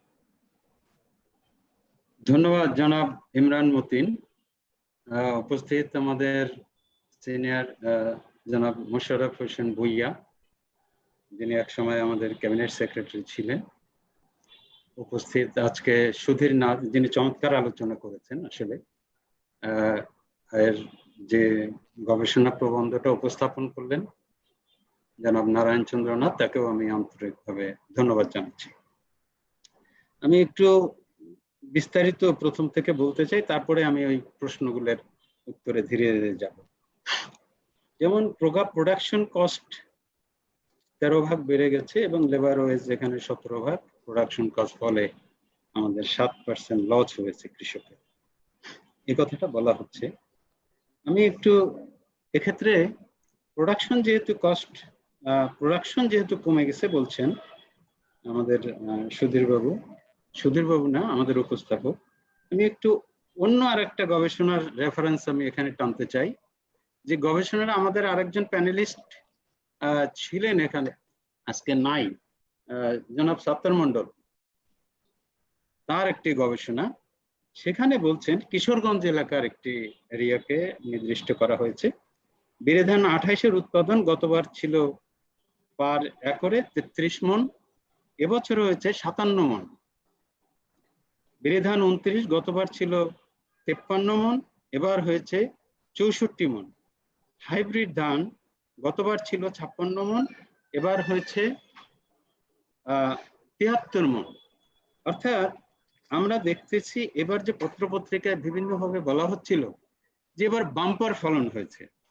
আমরা আসলেও দেখছি যে এই যে এটা কুইক একটি সার্ভে বিরি কর্তৃক, সত্তার মন্ডল স্যার এটার প্রধান ছিলেন, সেখানেও যেটা রেজাল্ট এসছে সেখানে আমরা দেখছি এবার ফলনটা অনেক বেশি। যদি ফলন বেশি হয় সেক্ষেত্রে কৃষকের কিন্তু লাভ বেশি হবে, এটাই স্বাভাবিক। এখন যেটা বলা হচ্ছে যে ইনক্রিজ ওয়েজ কিন্তু এবার বেশি ছিল। আপনি যদি এটা তুলনা করেন দেখবেন যে প্রতি বছর বড় সিজনে ওয়েজটা বেশি থাকে। এটা কিন্তু কোভিডের সঙ্গে এটার কোনো সম্পর্ক নাই। কারণ হচ্ছে আমন ধানটা লাগানো হয় ধীরে ধীরে ধাপে ধাপে, বড় ধানটা লাগানো হয় 28 এবং 29। আপনারা আগেই বলছেন যে এটা টাইম ফ্রেমের একটা ধান বড়টা, ফলে এটা পাকেও প্রায় একই সঙ্গে, অল্প কয়েকদিনের ব্যবধানে। ফলে একই সঙ্গে লেবার মুভমেন্ট করাইতে হয়, অনেক লেবার দরকার হয়, তখন বড়োর ওয়েজটা বেড়ে যায়। আপনাদের মনে আছে কিনা গত বছর লেবার সংকটের কারণে, লেবার না পাওয়ার কারণে একজন কৃষক তার ধান খেতে কেরোসিন ঢেলে আগুন দিয়েছিল, আমাদের টাঙ্গাইলের এই ঘটনা। এখানে বলা হচ্ছে কোভিডের কারণে আমাদের পেস্টিসাইডের দাম বেড়েছে, ফার্টিলাইজারের দাম বেড়েছে, ইরিগেশন কস্ট বেড়েছে। আমি সত্তার মন্ডল ছাড় থাকলে ভালো হতো, আমি শুধু একটি কথাই বলবো, বোরো ধান যখন কোভিডের লকডাউন শুরু হয়েছে সেটা ছিল 25শে মার্চ। বোরো ধানের পেনিক্যাল স্টেজ শেষ হওয়ার সময় কিন্তু তখন শেষ, অর্থাৎ সার, কীটনাশক এবং সেচ এইটি তখন আর খুব বেশি কৃষকের দেওয়ার প্রয়োজন হয় নাই, এবং এর কিছুদিন পরেই কিন্তু বোরো ধান কাটা শুরু হয়ে গেছে, আপনাদের হয়তো মনে আছে। এরপরে আপনারা যেটা দেখিয়েছেন যে রিজন ডিক্রিজিং প্রোডাকশন, আপনারা লেবার শর্টেজের কারণে এসএফ বাইং ডিলে, এটা ফার্টিলাইজার বাইং এ ডিলে হতেই পারে, এটা হয়তো তার কাছে টাকা ছিল না, এটা গবেষণায় দেখা গেছে তার কাছে পেস্টিসাইড কেনার টাকা ছিল না। কিন্তু এর সঙ্গে কিন্তু কোভিডকে মানে সম্পর্কিত করাটা আমার কাছে মনে হচ্ছে যেন একটু অস্বাভাবিক। আরেকটা জিনিস, ট্রান্সপোর্টের ল্যাকিং অফ ট্রান্সপোর্ট, এটা কি ঠিক আমি কি বুঝলাম না। এটা কি উৎপাদিত পণ্য বিক্রি করার জন্য ট্রান্সপোর্ট পায় নাই সে, নাকি ইনপুট খেতে পৌঁছানোর জন্য ট্রান্সপোর্টের অভাব ছিল? এটাই ফিনান্সিয়াল কনস্ট্যান্ট, এটা আমাদের সবসময় ছিল, এটা আমরা স্বীকার করি। এবং এটা যেটা দেখবেন আপনি, ওই যে ব্যাংক থেকে আমাদের কৃষকদের লোন নেওয়ার প্রবণতা খুবই কম, মাত্র 13% থেকে 14% বোধহয় লোন তারা ব্যাংক থেকে নেয়, বাকিটা এনজিও থেকে এবং মহাজনদের কাছ থেকেই নিয়ে থাকে। এর অন্যতম কারণ হচ্ছে ব্যাংকে গেলে তার যে প্রসেসিং কস্ট এটা অনেক বেশি। প্রসেসিং কস্ট কিরকম, এটা আমি বলছি না যে ব্যাংক তাদের কাছে ঘুষ চায় বা অন্য কিছু। প্রসেসিং কস্ট মানে ব্যাংক বলে যে তুমি এই কাগজ নিয়ে আসো, তখন সেই কাগজ আনতে যায় রেজিস্ট্রি অফিসে, তার জন্য খরচ আছে। তুমি এই সার্টিফিকেট নিয়ে আসো, তুমি একজন কোলারেটাল নিয়ে আসো, এসব করে করে তার সে খুবই বিরক্ত হয় এবং এতে খরচও তার বেড়ে যায়, ফলে সে ব্যাংকে যেতে আগ্রহী না। অথচ ব্যাংকে এই যারা মহাজন কিংবা এনজিও তাদের চাইতে অনেক কম সুদ, এবছর তো 4% সুদই দিয়েছে, এবং এটা একটা প্রশ্ন আছে, আমি সেই বিষয়ে আমাকে পরে যাব। ফিনান্সিয়াল কনস্ট্যান্ট এটা কৃষকদের আছেই। প্রবলেম ফেস বাই বড় ফার্মার, আপনারা যেটা বলেছেন এটা ঠিকই আছে। আমি এই গবেষণাটাকে আন্তরিকভাবে স্বাগত জানাই, কারণ এটি আমার অনেক কাজে লাগবে। আমরা এটিকে বিশ্লেষণ করে হয়তো পরবর্তী বড়তে আমরা আমাদের স্ট্র্যাটেজি মেনটেন করতে পারবো। যে লেবার শর্টেজ, এটা তো কৃষকরা সবসময় ভোগে, বড়তে, বিশেষ করে বড়তে, এটা সবসময়। এবং আমি আপনাদেরকে একটা উদাহরণ দিই। এবার যখন আমরা কোভিডের সম্মুখীন, তখন আমাদের সুধীর বাবু বলেছেন যে বিজ্ঞাপনের পর বিজ্ঞাপন দিচ্ছিলাম আমরা, যে লেবার ওপেন করে দিতে হবে ধান কাটার জন্য। এটা কিন্তু আমি বলছি যে ধান কাটার জন্য, ধান উৎপাদনের জন্য যে প্রক্রিয়াটা, সেটা কিন্তু কৃষক কোভিডের আগেই শেষ করেছে। অর্থাৎ সেচ দেওয়া, পেস্টিসাইড দেওয়া, এগুলি কিন্তু কৃষক সার দেওয়া আগেই শেষ হয়ে গেছে। যখন ধান কাটার সময় আসলো, তখন মূলত শুরু হলো আমাদের লেবার শর্টেজ। এবং আমরা তখন পত্রিকায় বিজ্ঞাপন দিলাম। তবে আমাদের প্রাইভেট সেক্টর থেকে আমাদেরকে বারবার বলা হচ্ছিল যে আমাদের পরবর্তী সিজনের যে বীজ, আমনের বীজ, আউশের বীজ, পেস্টিসাইড, এগুলি সরবরাহ করতে আমাদের অসুবিধা হচ্ছে, এবং সবজির বীজ, এগুলোর জন্য আপনারা কথা বলেন। আমরা কিন্তু তখন এইগুলিকে নিয়েও অ্যাড্রেস করেছি।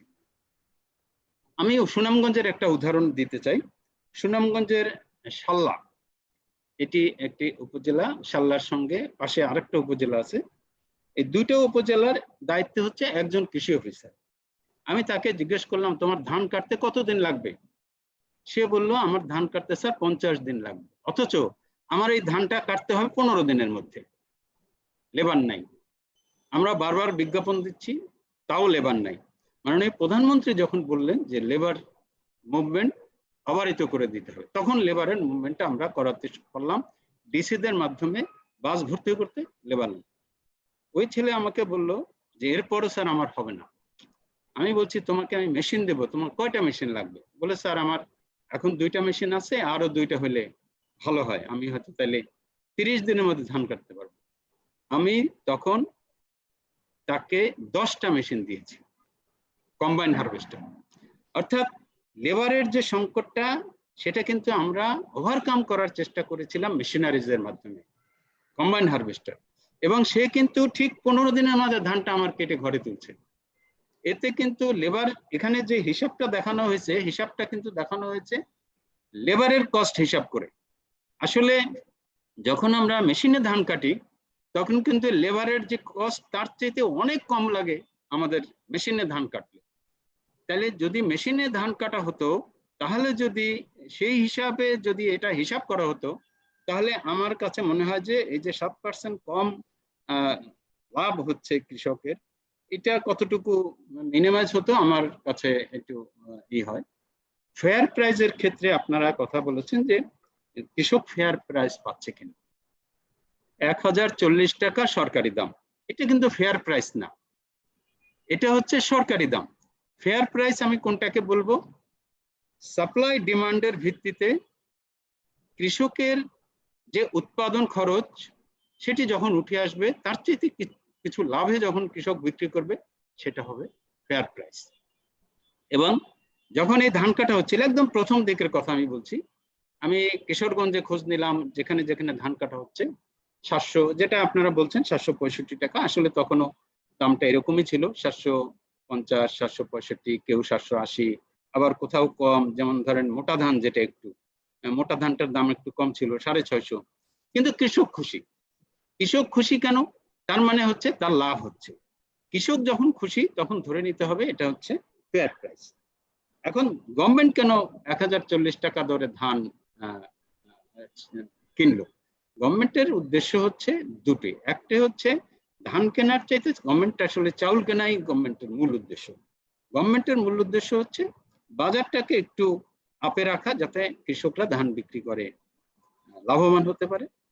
আর চাউল কেনার উদ্দেশ্য হচ্ছে কৃষক, সরকারের দরিদ্র বান্ধব কর্মসূচি বা সোশ্যাল সিকিউরিটির যে কর্মসূচিগুলি আছে, সেখানে গভর্নমেন্টকে প্রচুর চাউল দিতে হয়।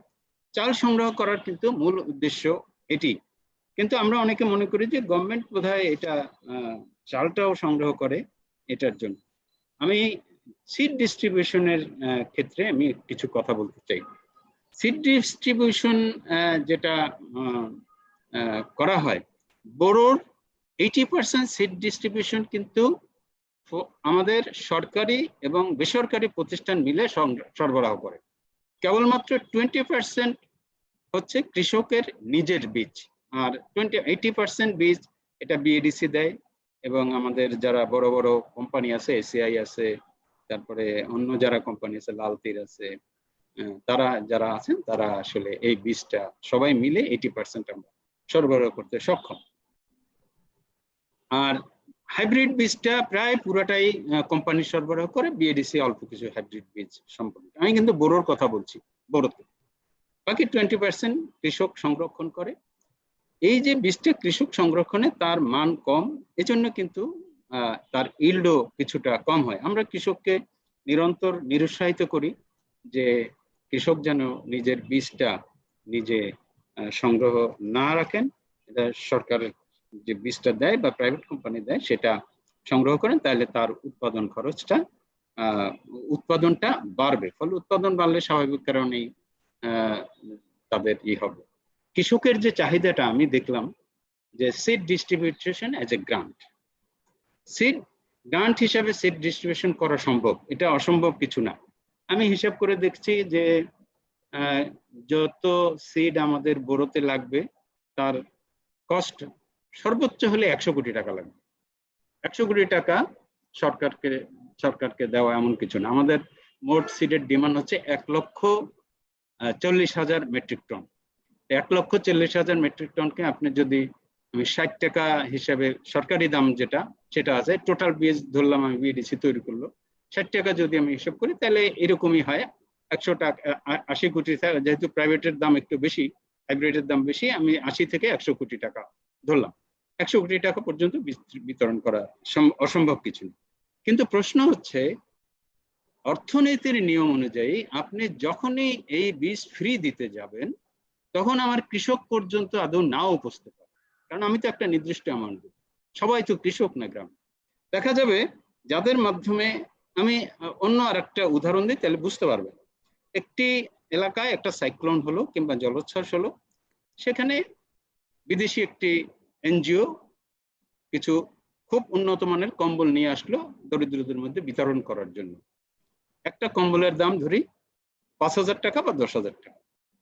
কোনো গরিব মানুষের কাছে কিন্তু এই 5,000 বা 10,000 টাকা কম্বল পৌঁছাবে না। কম্বলটার দাম যদি 1,000 টাকা হইতো তাহলে কিন্তু গরিব মানুষের কাছে এটা পৌঁছাইতো, কারণ কম্বলটা যখনই এটা যে স্টেজগুলো অতিক্রম করে করে যাবে তখনই এই কম্বলটা কি বলে বিলুপ্ত হয়ে যাবে, কারণ এত দামি কম্বল কৃষকের কাছে পৌঁছাবে না এবং কৃষক এটা রাখতেও পারবে না, সে বিক্রি করে। ধানের ক্ষেত্রেও তাই, ফ্রি যদি আমি ধান দেওয়া শুরু করি তখন যেটা হবে, যারা ডিস্ট্রিবিউশনের মধ্যে থাকবে কিংবা যারা আমাদের ক্ষমতা কাঠামোয় আছে তাদের অনেক আত্মীয় স্বজন তখন এসে বলবে যে আমার ধান লাগবে, আমার ধানের বীজ লাগবে। হয়তো সে তার জমি নাই, করতে পারে না, আমার কৃষি অফিসার পেটি অফিসার সে ভয়ে তার ধানটা তাকে দিয়ে দেবে, সে গিয়ে কৃষকের কাছে বিক্রি করবে। যাদের অ্যাক্সেস নাই, এটাকে আমরাও যদি বলি অ্যাক্সেস, যে এই যে ক্ষমতা কাঠামোয় অ্যাক্সেস না থাকা, ব্যাংকের কাছে মানুষ কেন যায় না? আমি তো বললাম যে কেন মহাজনের কাছে যায়, কেন মহাজনের সুদ অনেক বেশি সত্ত্বেও মহাজনের কাছে যায়, কারণ হচ্ছে মহাজনের কাছে তার অ্যাক্সেস আছে, এনজিওর কাছে তার অ্যাক্সেস আছে, ব্যাংকের কাছে তার অ্যাক্সেস নেই, যে কারণে সে ব্যাংকের কাছে যায় না। ঠিক একইভাবে এই বীজের অ্যাক্সেস কৃষক আর পাবে না, পাবে যারা এরকম ক্ষমতা কাঠামোয় যারা বিভিন্ন রকমের সুবিধা ভোগ করে, তারা মূলত আসলে এই সুবিধাটা পাবে। সেজন্য গ্রান্ট হিসাবে বীজ দেওয়ার আমি পক্ষপাতী না। এটা কিছুটা হলেও, যেমন আমরা আমনে এবার আমরা কিন্তু বীজের দাম কমিয়ে প্রায় 20 কোটি টাকা ভর্তুকি দিয়ে আমরা বীজের দাম এটা কমিয়ে দিয়েছি। আমরা ফিনান্সিয়াল সাপোর্ট গ্রান্ট যেটা বলছেন, ফিনান্সিয়াল সাপোর্ট গ্রান্ট এটা আসলে কোনো যৌক্তিক, যেটা কৃষক চাইতেই পারে, কিন্তু এটা আসলে খুব একটা যৌক্তিক একটা চাওয়া না, কারণ ফিনান্সিয়াল সাপোর্টটা আমরা দেই না যে তা না, সরাসরি টাকাটা দিলে সেটারও একটা নেগেটিভ পজিটিভ দিলে। তবে ইন্টারেস্ট ফ্রি লোন এটা নিয়ে গভর্নমেন্ট চিন্তা করতে পারে এবং আমরা এটা কিন্তু চিন্তাও করছি এখন। যেমন ইন্টারেস্ট ফ্রি লোনটা কিভাবে আমরা দেব, আমরা বলছি যে আমরা মেশিনারিজের জন্য একটা নীতিমালা করেছি, সেই নীতিমালায় আমরা বলেছি যে সরকার কৃষকের কাছে একটা মেশিন বিক্রি করবে। এখন এই মেশিনটা বিক্রি করবে, আগে আমরা ভর্তুকি হিসাব ছিল, এখন সেই ভর্তুকি এখন আর থাকবে না। সরকার কৃষকের কাছে মেশিন বিক্রি করলে ব্যাংক যে ইন্টারেস্ট ওই কৃষকের কাছে দাবি করবে সেই ইন্টারেস্টটা গভর্নমেন্ট দিয়ে দেবে। এটাই হচ্ছে ইন্টারেস্ট ফ্রি মেশিনারিজ বিক্রয়। ঠিক একইভাবে সরকার আমি বলবো যে আমি তো এটার নীতি আরো অনেক বড় বিষয়ের ব্যাপার। সরকার এই কাজটা করতে পারে, ইন্টারেস্ট ফ্রি লোনের ক্ষেত্রে ইন্টারেস্ট ফ্রি হবে না, তাহলে ব্যাংকিং সেক্টর টিকবে কিভাবে? ব্যাংকিং সেক্টরকেও টিকাইতে হবে। ব্যাংকিং সেক্টরকে টেকানোর জন্য যে কৃষক যে লোনটা নিবে সে তার লোনটা ব্যবহার করবে, সে তার অরিজিনাল লোনটা ফেরত দেবে, লোনের উপরে যে ইন্টারেস্ট আসবে সেটা সরকার দিয়ে দেবে। এইভাবে সরকার কিন্তু ইন্টারেস্ট ফ্রি লোনটা দিতে পারে। এই দাবিটা কিন্তু পূরণযোগ্য একটা ইস্যু। রিডিউসিং ফার্টিলাইজার প্রাইস, এটা আসলে ফার্টিলাইজারের দাম, সিডের দাম আমনের অলরেডি কমানো হয়েছে, ভবিষ্যতে এটা কমানোর দাবি যেহেতু আছে আমরা বিবেচনা করব। আর রিডিউসিং ফার্টিলাইজার প্রাইস কয়েকদিন আগেই কিন্তু ডিএপি সারের দাম যেটা 25 টাকা ছিল সেটা 16 টাকায় নামিয়ে আনা হয়েছে, তার মানে এটা অলরেডি রিডিউসিং করাই আছে। এবং অন্য সারের ক্ষেত্রেও তাই, যেটা বিদেশ থেকে যে সারগুলি যে দামে আনা হয় সেগুলো অত্যন্ত কম দামে রিডিউসিং প্রাইসেই বিক্রি করা হয়।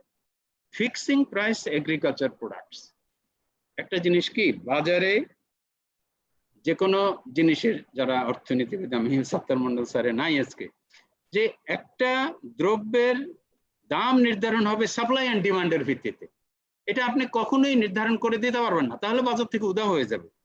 সেজন্য সাপ্লাই এবং ডিমান্ডের উপরে ভিত্তি করেই একটা দ্রব্যের দাম নির্ধারণ। তবে যদি স্ট্রং কৃষক অর্গানাইজেশন থাকে এবং তারা বলে যে এই আমার প্রোডাকশন, আমি এই প্রোডাকশন, যেটাকে সিন্ডিকেট বলি আমরা, এক্ষেত্রে কৃষকদের একটা সিন্ডিকেট থাকতে হবে। কৃষকরা বলবে এই আমার প্রোডাকশন, আমি এই প্রোডাকশন এই পরিমাণ দামের নিচে হইলে বিক্রি করব না, তখনই কিন্তু ওই যে ফিক্সিং প্রাইস, এটা সরকারের পক্ষে সম্ভব না, এটা কৃষক সংগঠনে, স্ট্রং কৃষক সংগঠন হইলে সম্ভব। আমার মনে হয় সেই দিকেও আমাদের নজর দেওয়ার দরকার আছে। মার্কেটিং সাপোর্ট, এটা আসলে কৃষকরা যেভাবে বলছে মার্কেটিং সাপোর্ট, সেটা আমি একমত যে কৃষকদেরকে মার্কেটিং এর ক্ষেত্রে সাপোর্ট দিতে হবে। আমরা এই কোভিড সময়ে মার্কেটিং এর সাপোর্টের জন্য বেশ কয়েকটি অনলাইন মার্কেটিং চালু করেছি। একটা হচ্ছে আপনার আমের জন্য একটা আমাদের কৃষকের বাজার.com, এটা গত কয়েক সপ্তাহ আগে চালু হয়েছে। আমরা ধরে নিচ্ছি যে কোভিড যেতে যেতে আমাদের সময় লাগবে। আর গ্রামে আসলে ধান চাল বিক্রির ক্ষেত্রে এরকম ভাবে অনলাইনে বিক্রি করা সম্ভব না, এক্ষেত্রে সবজি, আম বা এই ধরনের ফসলই সম্ভব। এবার আসি যে আপনি যে প্রশ্নগুলি করেছেন নারায়ণ চন্দ্র দাস, যে do we have the right mechanism to deliver financial assistance to small and marginal farmers? এটা সম্ভব। আমি তো বললাম যে তাদেরকে ফিনান্সিয়াল অ্যাসিস্ট্যান্স আমাদের দেওয়া সম্ভব। সিস্টেমটা হতে হবে এরকম যে তাদেরকে যে ফিনান্সিয়াল অ্যাসিস্ট্যান্স দেওয়া হবে সেটা ইন্টারেস্ট থাকবেই, এটা এনজিও দিক, সরকার দিক, তবে সেই ইন্টারেস্টটা গভর্নমেন্ট পরিশোধ করবে, তাইলেই কিন্তু তাদেরই হবে। এবং এটাতে কিন্তু গভর্নমেন্টের খুব বেশি যে কৃষকের জন্য যে খুব বেশি লাগবে তা না, কারণ গভর্নমেন্টের যে লোন ডিসবার্সমেন্ট সেটা যদি আপনি দেখেন কৃষকের জন্য খুব বেশি না। এবছর যে 4%, আমি এটা আমাদের সুধীর বাবুর সঙ্গে একটু সংশোধন করতে চাই, এটা 5% সুদে না, 4% সুদে। 4% সুদে কিন্তু সরকার 19,500 কোটি টাকা ডিক্লেয়ার করেছে। এছাড়াও কিন্তু আরো যারা শিল্পোদ্যোক্তা সহ আরো যাদের ডিক্লেয়ার করে সেটা অনেক টাকা। অর্থাৎ কৃষকের জন্য আপনি যে টাকার হিসাব দেখিয়েছেন আমার কাছে, সেই টাকা গভর্নমেন্ট খুব সহজেই দিতে পারবে এবং এটার জন্য ইন্টারেস্ট যে খুব বেশি হবে তা না। সরকারের কাছে সুনির্দিষ্ট প্রস্তাব থাকলে আমি মনে করি যে এই ইন্টারেস্ট গভর্নমেন্ট দিতে রাজি আছে, কিন্তু অবশ্যই কৃষকদেরকে যে আসল সেটাও ঠিক মতো পে করতে হবে। 1 নম্বর প্রশ্ন উত্তর হচ্ছে এটা সম্ভব। 2 নম্বর হচ্ছে how can we have a stronger and timely seed distribution programme involving government, non government এবং প্রাইভেট সেক্টর। এটা কিন্তু আসলে সিড ডিস্ট্রিবিউশন প্রোগ্রামটা অলরেডি আছে। আমাদের কয়েক হাজার সিড ডিলার আছে, প্রাইভেটেরও বেশ কিছু সিড ডিলার আছে যাদের দোকানে সিড অ্যাভেলেবেল একদম সবসময়। এই এখন আমনের বীজ বিক্রি হচ্ছে, প্রায় 70% অথবা 80% আমনের বীজ কিন্তু অলরেডি বিক্রি হয়ে গেছে। তাহলে আমনের বীজ ফেলা শুরু হবে আর কয়েকদিন পরে, এখন বীজ ফেলা শুরু হচ্ছে। তার মানে টাইমলি সিট ডিস্ট্রিবিউশন যে বিষয়টা নিয়ে আমরা চিন্তিত সেটি কিন্তু হচ্ছে, কিন্তু প্রশ্ন হচ্ছে অনেক সময় আপনি দেখবেন যে টাইমলি সিট ডিস্ট্রিবিউশন আমি করলাম, কিন্তু কৃষক টাইমলি সিটটা লাগাইতে পারলো না। কারণ কি? কারণ হচ্ছে এর সঙ্গে যুক্ত হয়ে যায় কিন্তু আমন চাষের বিষয়টা। আমন চাষ বাংলাদেশে এই যে জুলাই মাস থেকে মনে করেন যে শুরু হলো, ভাদ্র মাস পর্যন্ত আমন চাষ চলবে। এখন এই ভাদ্র মাসের আমন যেটা চাষ করবে সেই আমনটা উঠবে ডিসেম্বরের শেষে বা জানুয়ারিতে, কিন্তু আমার বোরোর শর্ত হচ্ছে 15 নভেম্বরের মধ্যে আমাকে বোরোর সিড ফলাইতে হবে। এখন আমি যখন বোরোর সিড আমার লাগানোর সময়, সেই সময় তো আমি বোরোর জন্য জায়গাই খালি পেলাম না, অর্থাৎ আমার কিন্তু জমি খালি নাই বোরো চাষ করার জন্য। জমি খালি হবে, তারপরে আমি বোরো ফেলবো। আমার হাতে বীজ থাকলেও, টাইমলি বীজ আমি সরবরাহ করলেও কৃষক ইচ্ছা করলেই সেই বীজটা ব্যবহার করতে পারে না। সেই জন্য মনে হয় যেন আমাদের সরকারি এবং বেসরকারি সংস্থাগুলি টাইমলি বীজটা সরবরাহ করতে পারছে না। তো আমরা মনে করি যে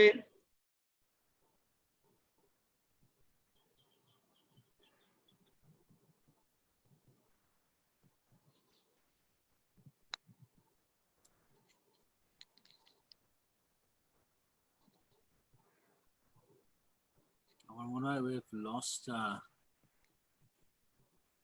secretary sir.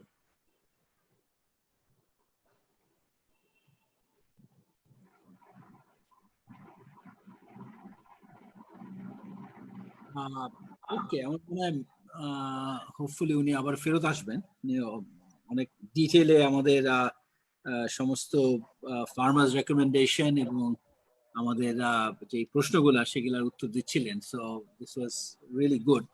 I hope he will come back এবং আমরা ওনার কাছে আরো শুনবো, এবং ওনার জন্য কিছু প্রশ্ন অলরেডি আমি দেখতে শোনা পাচ্ছি। যায় এখন জি, আমার কথা কি জি জি জি জি এখন আমার শোনা যাচ্ছে স্যার। জি জি, ধন্যবাদ। আমি যেটা বলছি সেটি হচ্ছে যে এখন কিন্তু সরকার ধান কিনতে পারতেছে না, সরকার ধানও কিনতে পারতেছে না, সরকার চালও কিনতে পারতেছে না। কারণ কি? সাপ্লাই ডিমান্ডের ক্ষেত্রে ইকুইলিব্রিয়াম, মানে সরকারের ডিমান্ড, সরকারের যে দাম নির্ধারিত দাম তার চাইতে উপরে কৃষক এখন বাজারে দাম পাচ্ছে, অর্থাৎ কৃষক কিন্তু সরকারের কাছে আসছে না। আরেকটা জিনিস হচ্ছে যে হিসাবটা দেওয়া হয়েছে 1040 টাকা, এটি কিন্তু হচ্ছে 14% ময়েশ্চার সহ, অর্থাৎ 14% ময়েশ্চার নিয়ে যদি কেউ আসে সে দাম পাবে 1040 টাকা। কিন্তু কৃষক যখন বাজারে যায়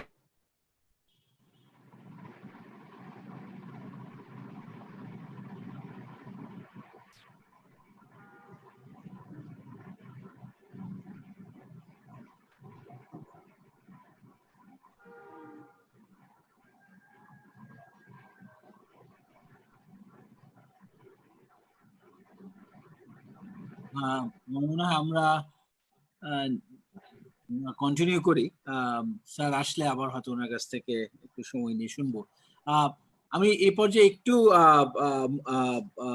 মোশাররফ হোসেন ভূঁইয়া স্যার উনি আছেন, ওনার কাছ থেকে একটু শুনতে চাচ্ছিলাম যে আরেকটু বৃহত্তর, মানে আমাদের এগ্রিকালচার সেক্রেটারির কাছ থেকে এগ্রিকালচার পার্সপেক্টিভ থেকে এগ্রিকালচার পলিসি একটা মোর সেক্টরাল একটা পার্সপেক্টিভ আমরা শুনছিলাম, কিন্তু আরেকটু স্টেপ ব্যাক করে sort of more আমাদের ওভারঅল ইকোনমিক রিকভারি যে স্ট্র্যাটেজি বা যে সব স্টেপস নেওয়া হচ্ছে সেটার কনটেক্সটে এগ্রিকালচার সেক্টর বা আপনি যা শুনলেন আপনার রিফ্লেকশন একটু শুনতে যাচ্ছি। Mosharraf Hossain Bhuiyan sir please.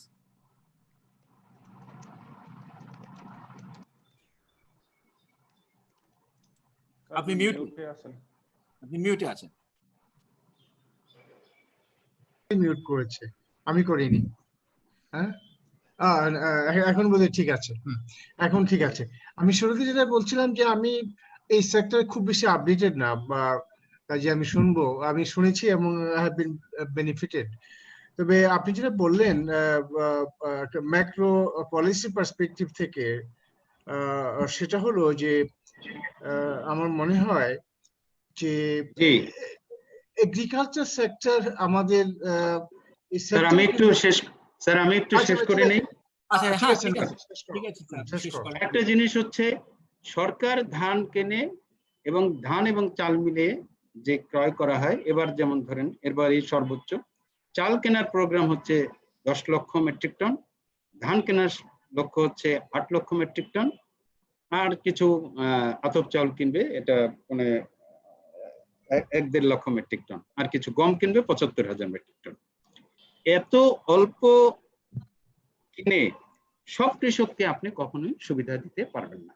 অর্থাৎ এই সরকারের ক্রয়ের ফলে যে কৃষকরা প্রকিউরড প্রাইস পাবে এটা না। সরকারের প্রাইসটা এমন ভাবে, আমি তো আগেই বলেছি যে সরকারের প্রাইসটা এমন ভাবে নির্ধারিত আছে যে বাজারে যে ময়েশ্চার নিয়ে কৃষক যখন দাম 700 টাকা পায়, তার মানে হচ্ছে সে কিন্তু সরকারি যে প্রাইসটা 14% ময়েশ্চারে 1040 টাকার দামটা সে কিন্তু অর্জন করলো। ফলে কৃষক কিন্তু সরকারের কাছেও আসবে না, এবং সেজন্য সরকার এই ধানটা কিনতেও পারছে না এখন, চাল কিনতেও সরকারের সমস্যা হচ্ছে। যাই হোক, আজকের এই ওয়েবিনার আমার কাছে খুব শিক্ষণীয়, এবং যেটা উপস্থাপনা করা হয়েছে সেটি আমার কাছে খুব ইন্টারেস্টিং মনে হয়েছে। যদিও কুইক সার্ভে, এটি কুইক সার্ভে হলেও আমার মনে হয় যে অনেক কৃষকের মনের কথা এখানে উঠে এসেছে, এবং যিনি বিশ্লেষণ করেছেন তিনিও চমৎকারভাবে এটি বিশ্লেষণ করেছেন। আমি আয়োজক কর্তৃপক্ষে আমাকে আমন্ত্রণ জানানোর জন্য আন্তরিক ধন্যবাদ জানিয়ে শেষ করছি। আসসালামু আলাইকুম। Thank you sir. আমি আপনার কাছে হয়তো মানে পরবর্তীতে আবার একটু ফেরত আসবো, বিশেষ করে আমার মনে হয় নারায়ণের কাছ থেকে আপনি কিছু প্রশ্ন তুলেছেন প্রোডাকশন লসের কনটেক্সটে। আসলে মূল প্রশ্নটা হচ্ছে যে এই যে আমরা যে লস গুলোর কথা বলছি বা যে এফেক্ট গুলোর কথা বলছি, সেটা কতটুকু কোভিডের কারণে, এটাকে কতটুকু কোভিডের ইয়েতে আমরা অ্যাট্রিবিউটেবল করতে পারি। এবং এখানে মূল যেই জিনিসটা বলা হয়েছে যে এটাকে টাইমিং এর দিক থেকে আসলে বেশিরভাগ ওয়েজ কস্ট এবং অন্যান্য যে খরচপাতি, সার এবং বীজকে কেন্দ্র করে কিংবা পেস্টিসাইডকে কেন্দ্র করে, সেগুলো সবই কিন্তু এই কোভিড আসার আগেই হয়ে যাওয়ার কথা। সুতরাং এগুলোর একটা এফেক্ট আমরা কোভিডে গিয়ে পাওয়ার কথা না।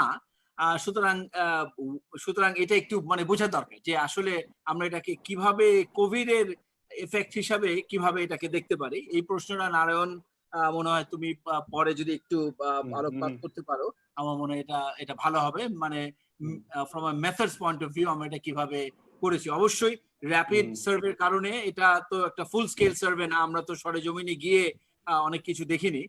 সুতরাং ওটার লিমিটেশনকে মাথায় রেখে কিভাবে আমরা এটাকে মেথডের দিক থেকে কিভাবে অ্যাড্রেস করেছি সেটা আমরা পরে শুনবো। আমরা একটু মোশাররফ হোসেন স্যারের কাছে যাই আবার। He started, please. আমার মনে হয় ডক্টর মন্ডল চলে এসেছেন বোধহয়, আমি দেখতে পাচ্ছি। আপনারা শেষ করেন।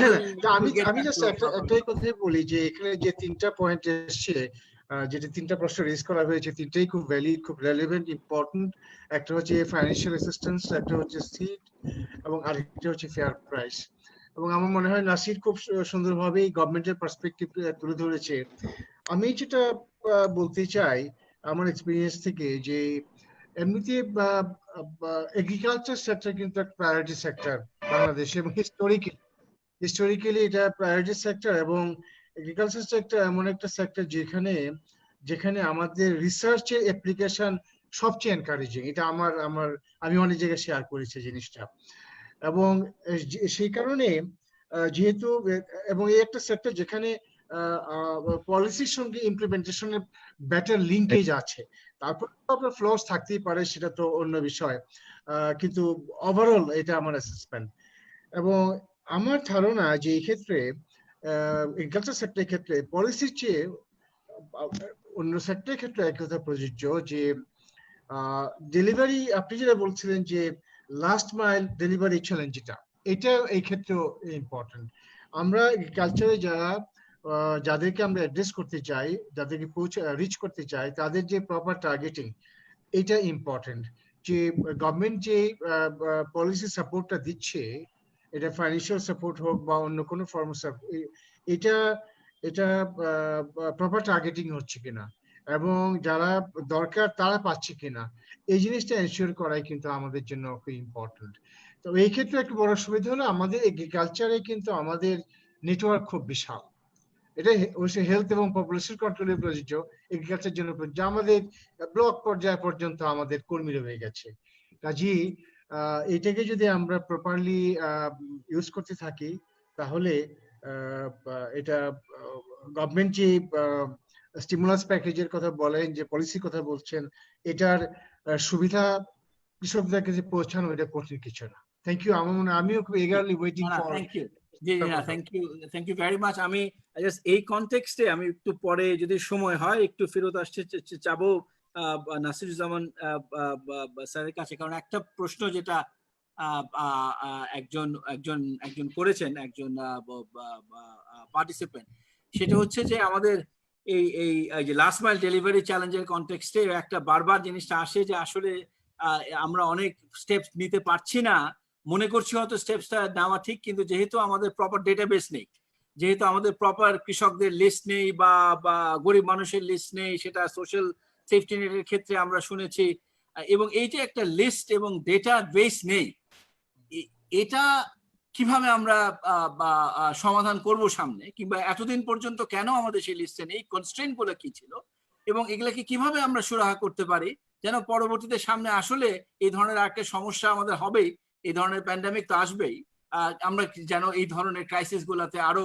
ওয়েল প্রিপেয়ার্ড হতে আমরা মানে যেটা মনে করি করা দরকার সেটা যেন করতে পারি, সেটা যেন এই ধরনের কনস্ট্রেন্টের জন্য বাধাগ্রস্ত না হয় যে আমাদের কাছে কমপ্লিট প্রপার লিস্টিংটা নেই, যেটা যেটা আসলে আমাদের আগে থেকেই একটা থাকা দরকার। তো সেটা নিয়ে আপনার কাছে পরে আসবো। আমি আমি এই পর্যায়ে একটু প্রফেসর সাত্তার মন্ডল ওনার কাছে আসতে চাচ্ছি। Thank you very much professor Mondal for joining. I know that আপনার আরেকটা মিটিং ছিল, আপনি হয়তো আশা করি আপনি আমাদের প্রেজেন্টেশনটা দেখেছেন। তো আপনার কাছ থেকে আসলে একটু ব্রড আঙ্গিকেই আমরা জানতে চাবো যে আসলে মানে আমরা যে কাজটা করেছি এটার ব্যাপারে আপনার মন্তব্য, কিন্তু মিসিং কিছু এডিশনাল কি ধরনের অ্যানালিসিস করা যায়, যেহেতু আপনি এই সেক্টরে অনেকদিন ধরে গবেষণা করছেন, আপনার কাছে জানতে চাবো।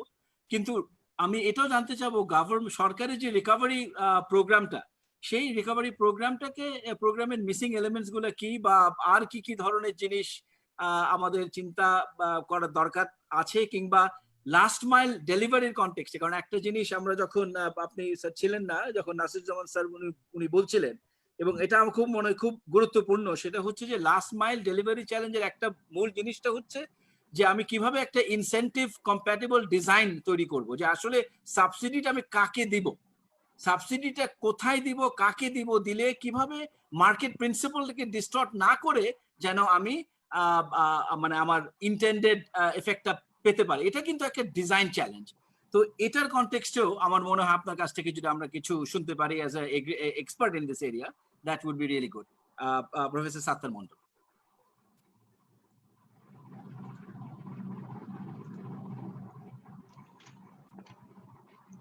স্যার আপনি মিউটে আছেন।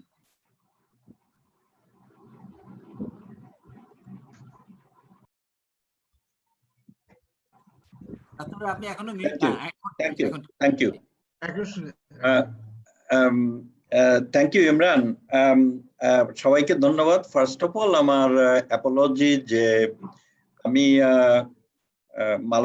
মালয়েশিয়ার পেনাং ওয়ার্ল্ড ফিশ হেডকোয়ার্টারের সঙ্গে একটা মিটিং এর সঙ্গে যুক্ত ছিলাম, তো ওই জন্য আমার আসতে দেরি হয়ে গেল। I am very sorry about it. এবং নিশ্চয়ই ইতিমধ্যে একটা ভালো প্রেজেন্টেশনও হয়েছে, সেটা একদম আমি এখানে দেখতে পারলাম না, কিন্তু আমাকে আগে পাঠানো হয়েছিল, সেই কারণে I had the chance to gloss over. তো thank you very much for that. আর 2 নম্বর হচ্ছে যে আপনি খুব জেনারাসলি আমাকে খুব একটা এক্সপার্ট বা বিশেষজ্ঞ ইত্যাদি করে বলেন, আমি একটু বিব্রত বোধ করি। ওটা কিছুই না, আসলে আমি কিছুই না, অনেকের মতোই আমি কিছু বোঝার চেষ্টা করি, কিছু খবর রাখি, এই আর কি। আমার প্রথমে এটা হলো যে আমি রিপোর্টটা দেখেছি।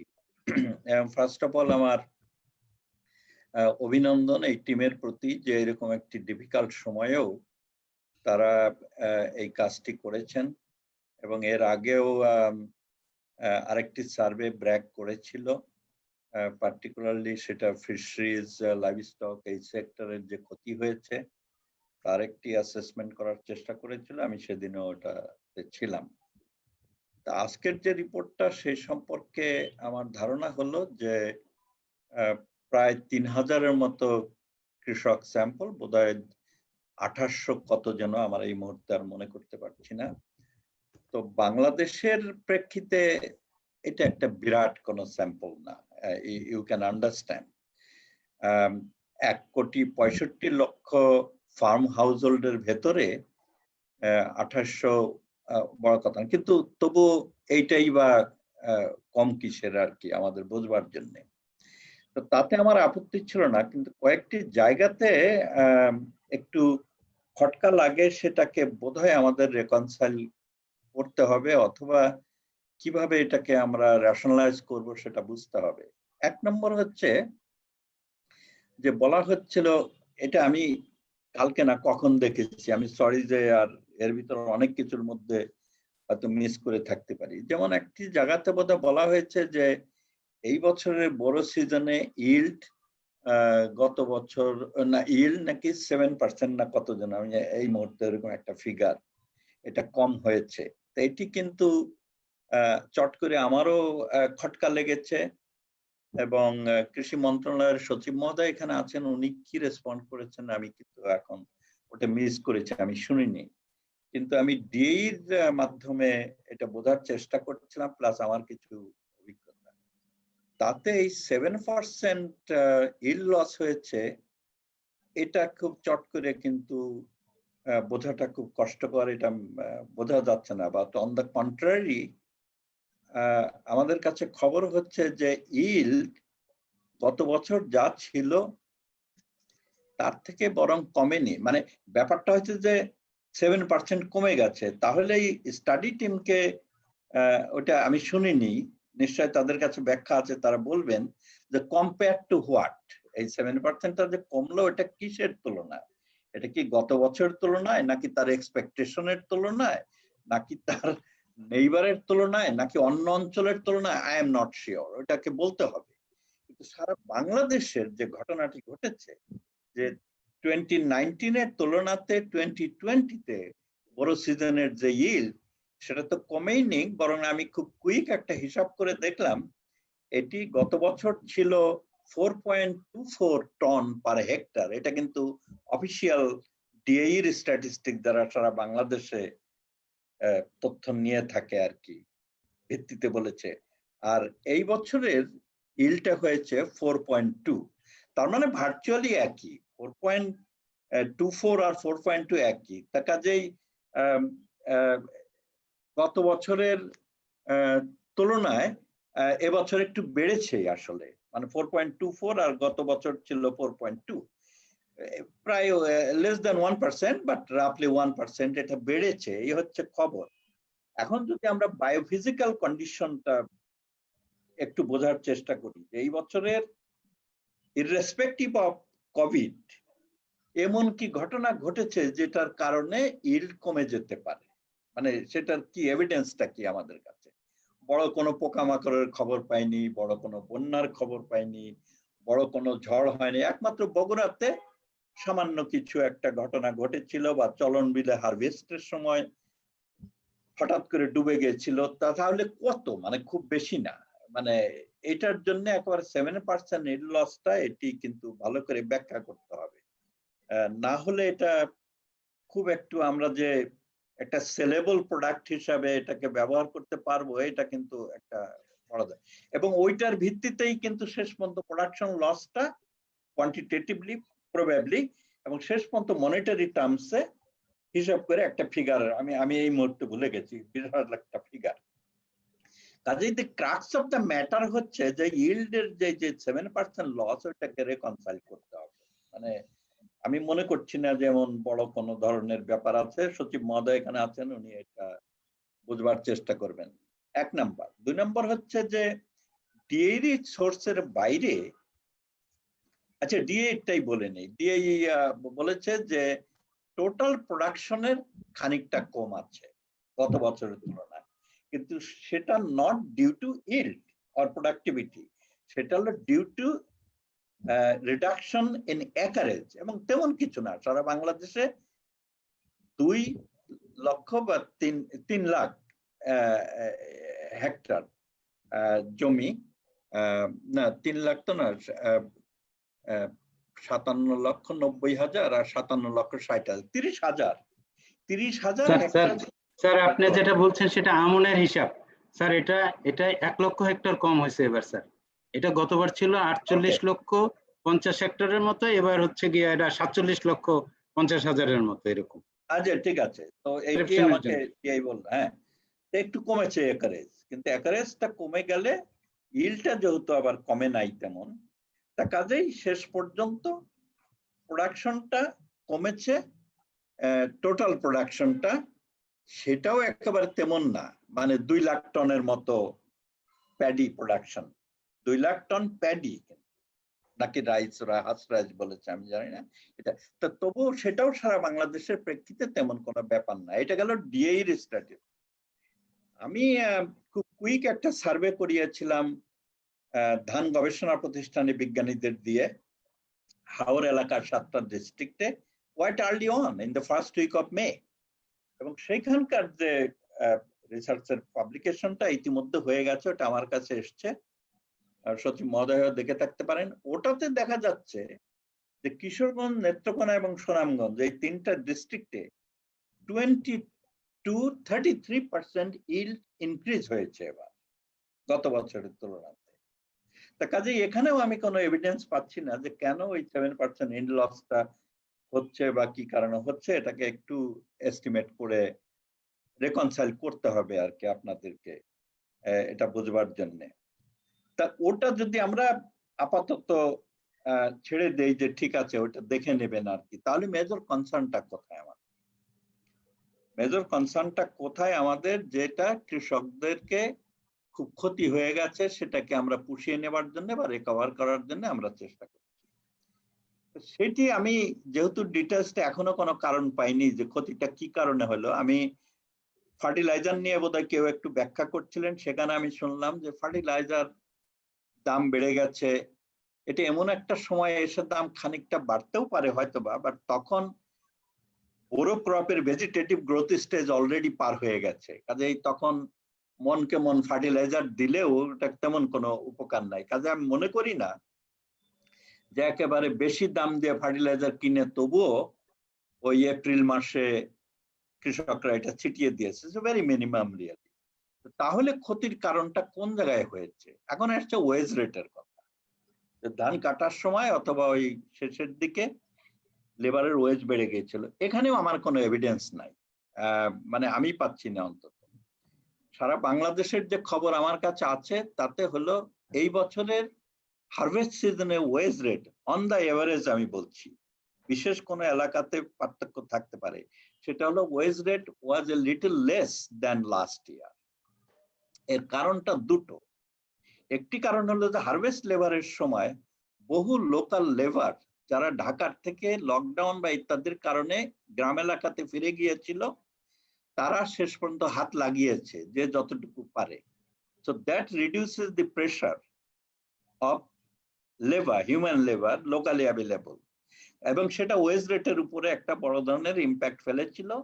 এবং আমার বিরি স্টাডি যেটা 3টা হাওর এলাকাতে, সেটা করবোরেট করে যে ওয়েজ রেট গত বছরের চেয়ে এই বছর, স্পেসিফিক কোশ্চেনটা ছিল ওয়েজ রেট এবার কম ছিল গত বছর তুলনায়। এবং মাইগ্রেন্ট লেবার যারা হাওরে গিয়েছিল তারা দুই ভাবে ওয়েজটা পেয়ে থাকে, একটা হলো ক্যাশ আর একটা কন্ট্রাক্ট বেসিসে, এবং দুই ক্ষেত্রেই, এবং আর একটা শেয়ার, ধানের শেয়ার হিসাবে। এই 3টে ক্রাইটেরিয়া হিসাবে তাদের পেমেন্টটা গত বছর তুলনাতে কম ছিল আর, এবং খুব একটা অল্প সময়ের মধ্যে হারভেস্টটা করে ফেলেছে। তাহলে যে আমার বেসিক প্রশ্নটা এখন পর্যন্ত থেকে যাচ্ছে ইমরান, যে তাহলে কি কারণের জন্য এমন ক্ষতি হয়েছে কৃষকদের, যেটাকে আমরা অ্যাসক্রাইব করব টু কোভিড। আপনি যে প্রশ্নটা তুলেছেন এটা খুব ডিফিকাল্ট, আমার মানে খুব চট করে মেলানো যাচ্ছে না এটা। এখন আপনার যদি এই কারণে আপনি বলেন যে ওকে ইনসেনটিভ প্যাকেজ গভর্নমেন্ট ঘোষণা করা হয়েছে, ওটা তো তাদের কাছে এখনো পৌঁছে নাই, অথবা পুরোটা পৌঁছবে কিনা আমরা খুব শিওর না, okay that's a genuine concern. সেই কারণে কেউ কেউ যদি একটু চিন্তিত হইয়া বা অ্যাগ্রান্ডাইজ হয়ে বলে থাকেন যে ও না, আমার তো করোনাতে খুব ক্ষতি হয়ে গেছে, ইত্যাদি ইত্যাদি ক্ষতি হয়েছে, তার এক ধরনের একটা এক্সপ্রেশন থাকে কিনা ওইটাকে আমাদের ট্রিট করতে হবে ভেরি অবজেক্টিভ। দ্বিতীয় বিষয়টা হচ্ছে যে প্রকিউরমেন্ট। প্রকিউরমেন্টের এখানে এই স্টাডিতে বলা হয়েছে যে গভর্নমেন্টের যে ফিক্সড প্রাইস আছে তার চেয়ে অনেক কম দামে, অনেক না মানে কম দামে কৃষকরা বিক্রি করেছে। আমি একটুও সারপ্রাইজ না এটাতে, একটুও না। তার কারণ কোনোখানে আমি এখন পর্যন্ত খবর পাইনি যে গভর্নমেন্টের ওই দামে কৃষকরা অন্তত মার্কেটে বিক্রি করতে পারছে। কিন্তু সে যদি প্রকিউরমেন্ট সেন্টারে গিয়ে থাকে এলএসডি গোদাম বা ইত্যাদিতে, তা নিশ্চয়ই ওই দামে বিক্রি করছে, ওটা তো কোনো প্রশ্ন নেই। কিন্তু গিয়েছেই তারা কম, তার কারণ মার্কেটে তারা গত বছরের চেয়ে 20 to 30% তারা প্যাডি প্রাইস বেশি পেয়েছে। তা কাজেই এইখানেও তার মানে ইয়েটা কি, ফ্রাস্ট্রেশনের কারণটা কি? ট্রু যে গভর্নমেন্টের প্রকিউরমেন্ট প্রাইসটা সে পাচ্ছে না। আবার গভর্নমেন্টের তরফ থেকে আমি যতদূর শুনছি যে তারাও কিনতে পারছে না এগুলো, তার কারণ কৃষকরা অত ইন্টারেস্টেড না, মার্কেটে নিয়ে যেতে পারছে না, বিকজ তাদের ময়েশ্চার কন্টেন্ট বা ওই জাতীয় স্ট্রিনজেন্ট কতগুলো রিকোয়ারমেন্ট আছে ওটা স্যাটিসফাই করতে হয়।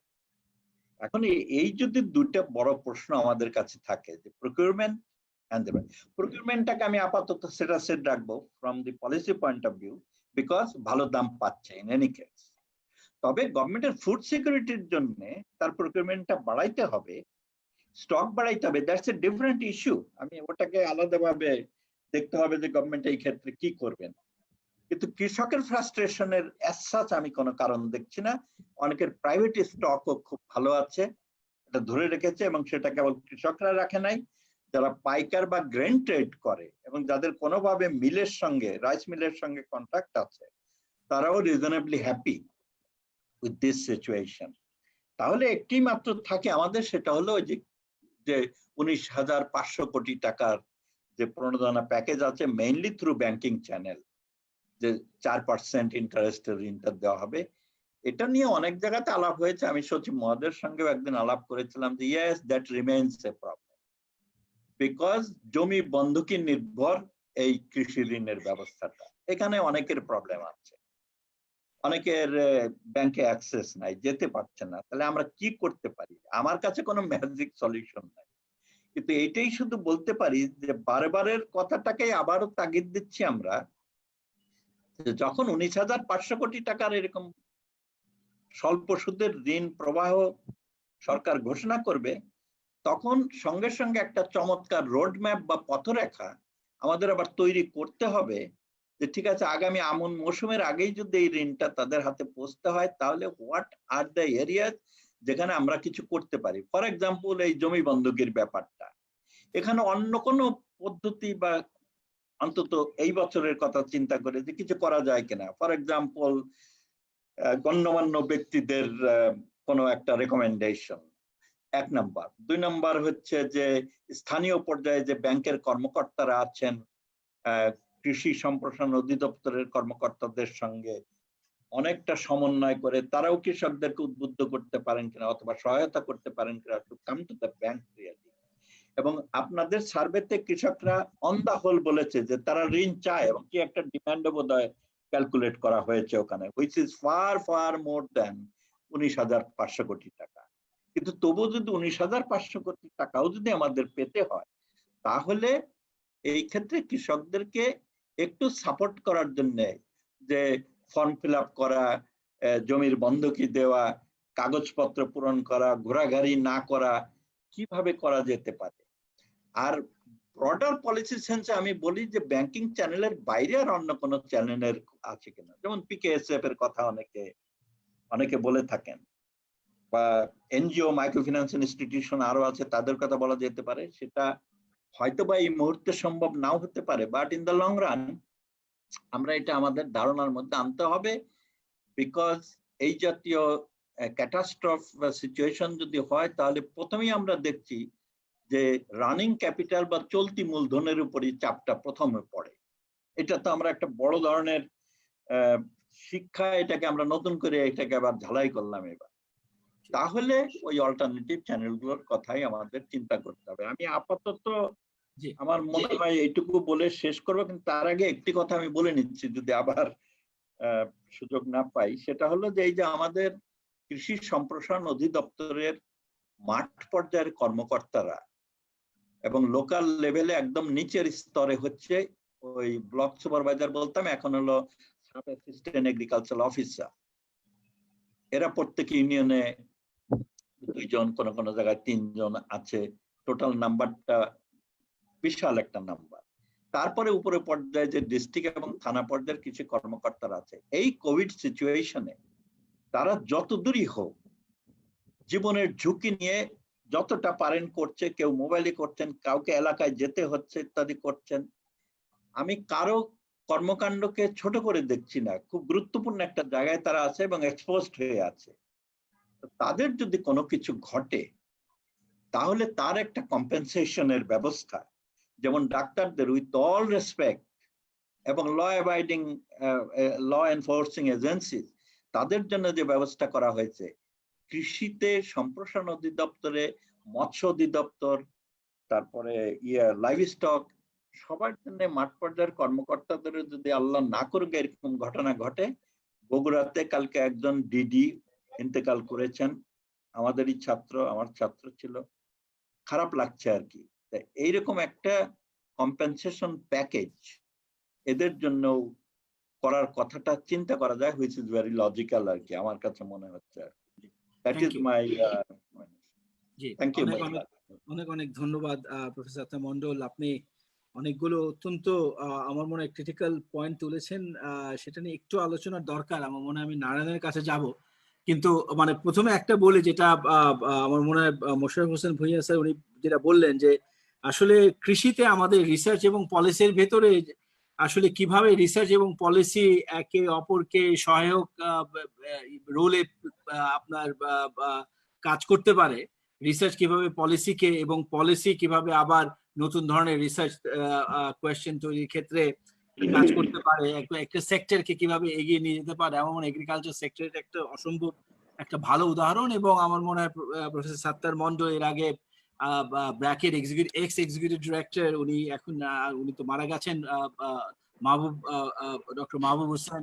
আমরা জানি যে যেই ধরনের আসলে এগ্রিকালচার রিসার্চে both technology oriented agriculture research এবং সোশ্যাল সায়েন্স থেকে এগ্রিকালচার রিসার্চের যে একটা সম্মিলন একটা যে ঘটেছে, এবং এখানে রিসার্চ এবং পলিসির যে একটা সম্মিলন এবং মাল্টি সেক্টরাল রিসার্চের একটা সম্মিলন, এটা আমার মনে হয় অন্যান্য সেক্টরেও এই জিনিসটার একটা শেখার দরকার আছে। আমার মনে হয় এটা অত্যন্ত গুরুত্বপূর্ণ। এবং প্রফেসর সাত্তার মন্ডলের যে পয়েন্টস গুলো এখান থেকে এটা স্পষ্টভাবে প্রতীয়মান যে মানে এই রিসার্চের সাথে যারা জড়িত তারা কতটুকু আসলে মাঠ পর্যায়ের রিয়ালিটি দ্বারা তাড়িত হয়ে রিসার্চের প্রশ্নগুলো তৈরি মানে করেন বা পার্সপেক্টিভটা তৈরি। তো আমি একটু নারায়ণের কাছে যেতে যাচ্ছি। মূল যেটা প্রশ্ন আসছে সেটা হচ্ছে 7% yield লস, মানে ওভারঅল প্রোডাকশন লস, একরেজ কমেছে, এটা সাত্তার সাহেব নিজেই বলছেন, কিন্তু এই ডেটা থেকে yield লসের আমরা কোনো পাচ্ছি না, কোনো ধরনের এভিডেন্স পাচ্ছি না একদিকে। অন্যদিকে কি মেকানিজমে এই yield লসটা হতে পারে সেই প্রশ্নটা প্রফেসর সাত্তার মন্ডল তুলেছেন।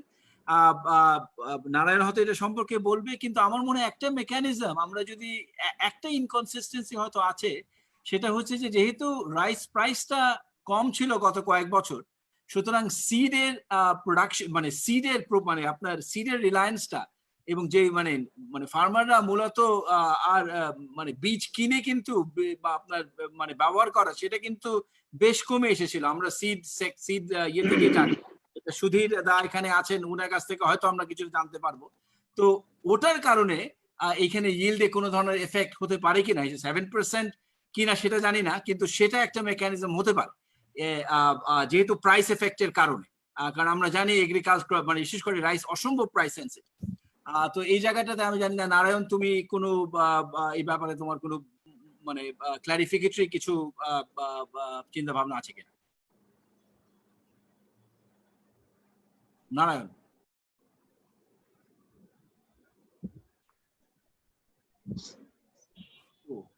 নারায়ণ তো মনে হয় ওকে এখন দেখা যাচ্ছে না। আচ্ছা, আশা করি সে হয়তো আসবে।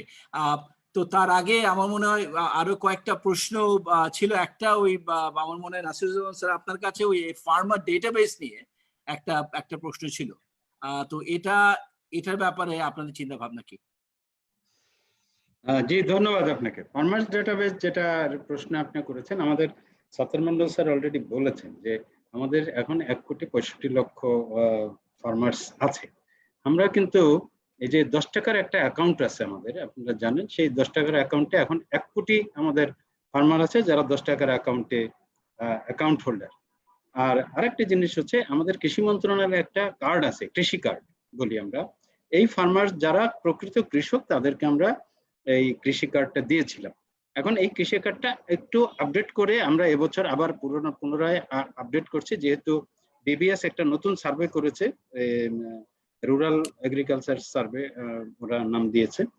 সে প্রেক্ষিতে আমরাও এই কৃষি কার্ডটা আপডেট করে আমরা এখন কার্ডটা তৈরি করছি। আমার মনে হয় যে 1-2 মাসের মধ্যে আমরা এই কার্ডটা পুরো সম্পূর্ণ করতে পারবো এবং সারা দেশ থেকে আমরা রেজাল্ট পাবো। এটার সার্ভে চলছে, আমাদের কাজটা চলছে আর কি। ওকে, থ্যাংক ইউ। আমি জানি না শুধু ইমরান, আমি একটু সাপ্লিমেন্ট করতে পারি এখানে? জি জি, শিওর। আমি মনে করছি নাসিরুজ্জামান সাহেব, আমাদের সচিব মহোদয় যেটা বলেছেন এটা খুবই ওনার অনগোয়িং যে আমাদের প্রোগ্রাম আছে কৃষি মন্ত্রণালয়ে তালিকাভুক্ত করবার জন্য, সেটা উনি বলেছেন, ওটা ঠিক আছে। আমি এটাকে দেখি কি যে তালিকা নাই সেটা খুব বড় প্রবলেম না। আমি মনে করি তালিকা আছে। উনি নিজেও বললেন যে ওটাকে একটু হালনাগাদ করতে হবে, যে কোনো ভাবেই হোক।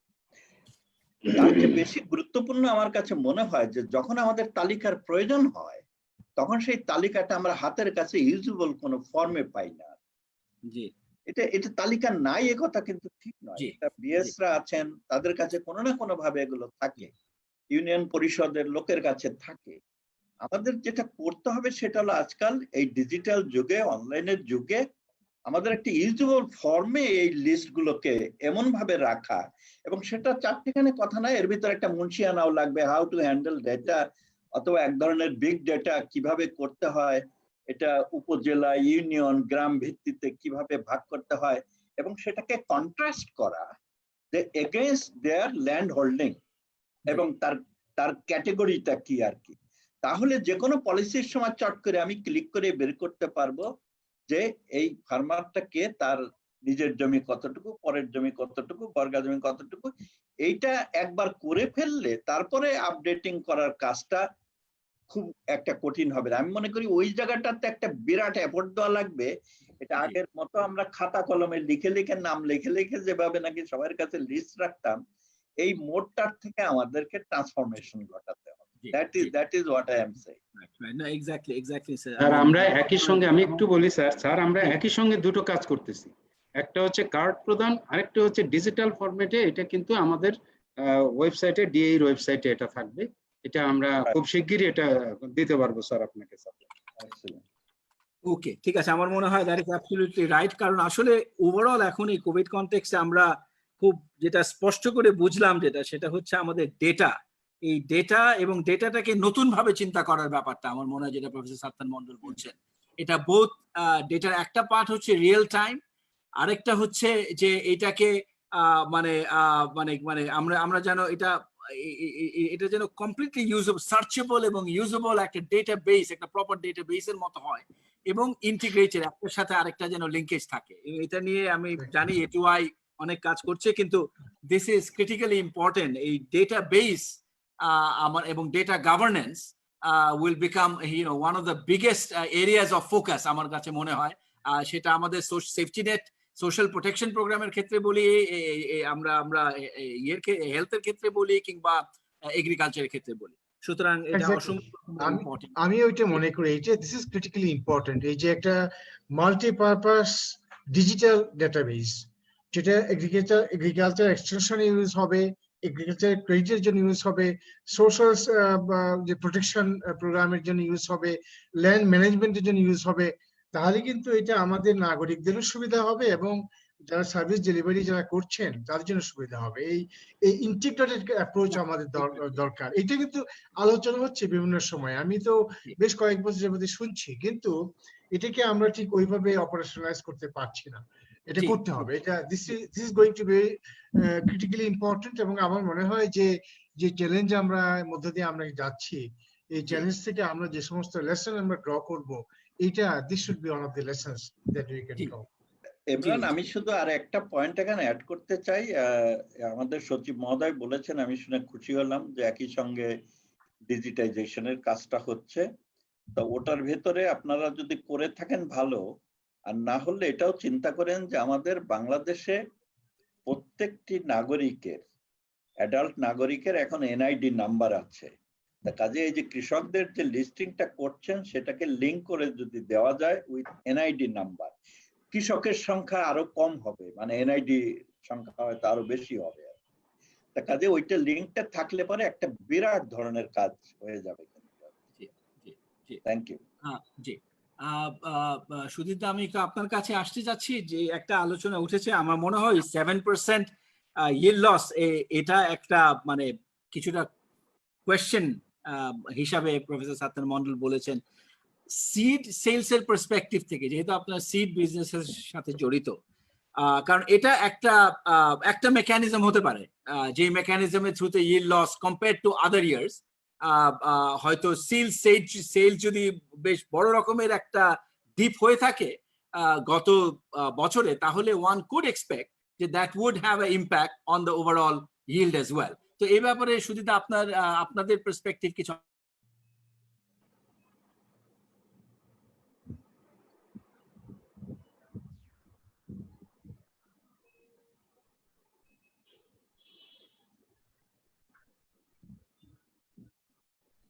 আমি যদি দেখি যে last 2 year the price of grain was very low, সেই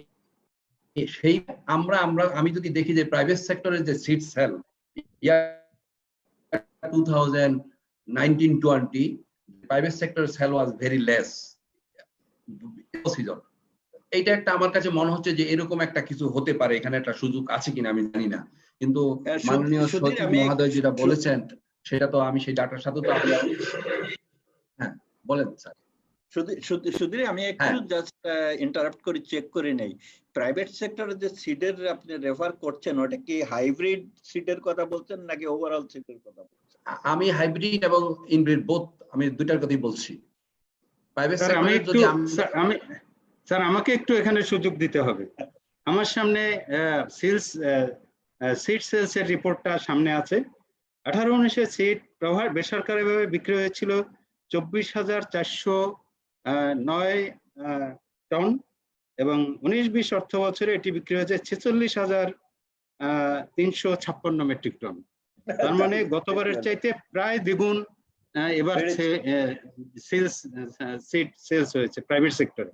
আমি কিন্তু শুধু প্রাইভেট সেক্টরে একটা উল্লেখ করছি, সরকারিটা বা অন্যটা না। তাহলে তো না, এখন আমি এখানে যে কথাটা বলতে চাচ্ছি, আমি যে তথ্যটা দিচ্ছি সেটা যে আমি যদি বলি যে বাংলাদেশের বড় যতগুলো হয়তোবা by this time the private sector আর ছোট ছোট হয়তো অনেকগুলা কোম্পানি যারা তৈরি হইতে পারে, আমি সেটার সাথে কোনোটাই দ্বিমত করতেছি না, কিন্তু আমরা যারা প্রাইভেট সেক্টরে যারা ঢাকা বেস যে বড় বড় সেক্টর গুলো আছে যারা প্রাইভেট সেক্টর, আমি তাদের কথা বলছি, তাদের যদি ডাটা দেখি যে আসলে সেখানে তাদের আনসোল্ড সিড কিন্তু প্রচুর হাইব্রিড এবং ইনব্রিড কিন্তু রয়ে গেছে। তো সেই তথ্যের উপর ভিত্তি করে কিন্তু আমি এই কথাটা বলতেছি, তার অর্থ এই নয় যে আমি এখানে একটু ইন্টারাপ্ট করতে চাচ্ছি যে unsold seed are sold seed একই জিনিস না। আমাদের আগের বছর জমি ছিল প্রায় 49 লক্ষ হেক্টর, এরপর জমি হচ্ছে আমার 47 লক্ষ হেক্টরের চাইতে অল্প একটু বেশি। প্রাইভেট সেক্টর যদি ওই 1.5 লক্ষ হেক্টরকে টার্গেট করে বেশি সিড উৎপাদন করে থাকে, তাহলে তার সিড আনসোল্ড থাকবে, এটাই স্বাভাবিক। এবং সিড কিন্তু এবার আনসোল্ড শুধু প্রাইভেট সেক্টরে না, বিএডিসির আছে আনসোল্ড সিড। এই আনসোল্ড সিড এবং সোল্ড সিড, এটা দুইটার হিসাব মিলে আমি বলতেছি গতবার ছিল এটা 24,409 মেট্রিক টন, আর এবার হচ্ছে 46,356 মেট্রিক টন। ওকে, সরি, আমি কিছুক্ষণের জন্য আমি কিন্তু যদি আর একটু সময় পেতাম আমি কোম্পানি হিসেবে দিতে পারতাম যে কে কত সিট বিক্রি করেছে। ঠিক ঠিক আছে, কিন্তু পাওয়া গেল তো যে সিডের তরফ থেকে সিডের সেলস কম হয়েছে, সেই না, কারণের জন্য ইল্ড একটু কমে যেতে পারে। ওই আর্গুমেন্টটাকে তো খুব টেনেবল মনে হচ্ছে না, মানে এইখানেই না না, শুধু তাই না, আমাদের তো স্যার আপনি জানেন যে আমার হাওর এলাকা হচ্ছে একটা বড় এরিয়া, যেহেতু এটা মনোক্রপ হাওরে, সেক্ষেত্রে আপনার যে কুইক সার্ভে রিপোর্টটা সেটা আমি দেখলাম, এবং আমি এখানে আপনি আসার আগে আমি সেটা দেখিয়েছি যে কিশোরগঞ্জে যে উৎপাদন ছিল, যেখানে 33 মন ছিল গতবারে পার একরে, এবছর এটা 57 মন পার একরে। যদি সিডের জন্যই এটা হবে তাহলে তো এই ডিফারেন্সটা হবে না, কারণ সিড তো আমার একই সিড যাচ্ছে হাওড়ে এবং অন্যান্য এলাকায়। যেখানে বুড়িধান 29-এর উৎপাদন ছিল 53 মন, এবার উৎপাদন হচ্ছে 64 মন। এই যে ডিফারেন্স, এটা তো ইসের কারণে হয় না, এটার একটা কারণ আছে। আমি যদি ব্যাখ্যা করার সুযোগ পাই তাহলে আমি বলবো এবার ডিএপির দাম কিন্তু অসম্ভব কম করছে ওরা। ওনাদের সার্ভে জনাব ইসের সার্ভেতে আমাদের যে উপস্থাপনা করলেন, ওনার সার্ভে দেখিয়েছেন যে সারের দাম বেশি। আসলে সারের দাম ওই সময় কমিয়ে দেওয়া হয়েছিল ডিসেম্বর মাসে 25 টাকা থেকে 16 টাকায়। ফলে এবার কৃষকরা কিন্তু একদম ইচ্ছা মতো ডিএপি সারটা ব্যবহার করেছে, এবং ডিএপি সারের রেজাল্টই কিন্তু স্যার আপনার যে সার্ভে বা এবছর যে আপনি যেটা বলেছেন ডিএর যে রিপোর্ট, আমি ডিএর রিপোর্টে একমত, কিন্তু আমি যখন প্রেজেন্ট করি তখন কিন্তু স্যার ওই বিবিএস কিংবা যারা গবেষণা কোনো পেপার থাকলে তখন তাদের রেফারেন্সটা ব্যবহার করি, কারণ অনেকে বলে যে ডিএ তো নিজেরটা নিজে বলবেই, নিজের গোয়ালা তো নিজের দুধ ভালো বলবে। তো এই জন্য আমি বলবো যে এবার ডিএপির কারণে আমাদের ফলন অনেক অনেক বেশি হয়েছে। ঠিক আছে, আমার মনে হয় আমরা অলরেডি সময়ে প্রায় আধা ঘন্টা বেশি অতিক্রান্ত হয়ে গেছে, কিন্তু এই আমার মনে হয় এই পার্টিকুলার পয়েন্টটা যে yield লসের পয়েন্টটা, এটাকে আমরা আরেকটু দেখার চেষ্টা করব। সেকেন্ডারি অন্যান্য যে এভিডেন্স বেস আছে সেটাকেও আমরা আমলে নেব, এবং আমার মনে হয় আমরা বিশেষ করে প্রফেসর সাত্তার মন্ডল ওনার সাথে আরেকটু 1-to-1 আমরা একটু বসবো। আমরা যেভাবে করেছি সেটা একটু, এবং উনিও যেভাবে এস্টিমেট করেছেন, আমরা দেখি এটাকে কোনোভাবে আমরা রিকনসাইল করতে পারি কিনা, বা কোনো এটার কোনো অ্যাডজাস্টমেন্টের প্রয়োজন হবে কিনা সেটা আমরা আলাপ করব। আমার মনে হয় আমরা আমার মনে হয় রিসার্চারদের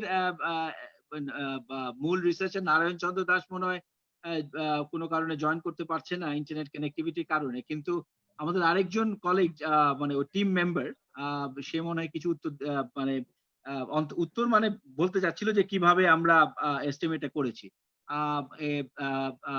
সাইফুল, তুমি কি কিছু বলবে? জি ইমরান ভাই, থ্যাংক ইউ। তো আমরা এখানে যেটা দেখার চেষ্টা করছি, প্রথমত তাদেরকে আমরা জিজ্ঞেস করছি আপনি কত যদি করোনা না হলে আপনি কত মন ধান উৎপাদন হতো আপনার এখানে, এই এক্সপেকটেশন, ওয়ান টাইপ অফ এটা এক্সপেকটেশন, সেই জায়গা থেকে আমরা তাকে জিজ্ঞেস করছি আপনি করোনা যদি না হতো আপনার কত মন ধান উৎপাদন হতো বলে আপনি মনে করেন। যদি সে ধান কেটে পেলে তাহলে তাকে জিজ্ঞেস করছি আপনি কত মন ধান পেয়েছেন, আর যদি না কাটে তাহলে আমি তাকে জিজ্ঞেস করছি আপনি আনুমানিক কত মন ধান। সো এই অ্যাঙ্গেল থেকে যখন জিজ্ঞেস করছি, দেন আমরা সেটাকে রিকনসিডার করে আবার সেকেন্ড কোশ্চেন করছি হচ্ছে আচ্ছা এর কারণ আপনি কোন কোন সমস্যায় পড়ছেন। সে বলে যে আমি সময় মতো সার বীজ দিতে পারি নাই, আমার হচ্ছে আমি কীটনাশক ব্যবহার করতে পারি নাই, এই ধরনের ইয়েগুলা সমস্যাগুলো সে অ্যাকচুয়ালি আনসার করছে। তো এইখানের ক্ষেত্রে আমরা ডেটাতে একটা জিনিস দেখলাম যে আমরা মের শেষ এবং জুনের মাঝামাঝি যে সার্ভেটা হলো তখন স্টিল নাও 28% ফার্মার্স তখনও কিন্তু তারা হারভেস্টিং করে নাই। তার মানে ওটা ইন্ডিকেট করে যে আমাদের মার্চের দিকে বা এপ্রিল শুরুর দিকে তারা আসলে সার কীটনাশক এগুলো তখনও কিন্তু তারা এগুলা মানে ব্যবহারের অনেক ফার্মার্স এগুলো ব্যবহার করার তখন প্রয়োজন ছিল।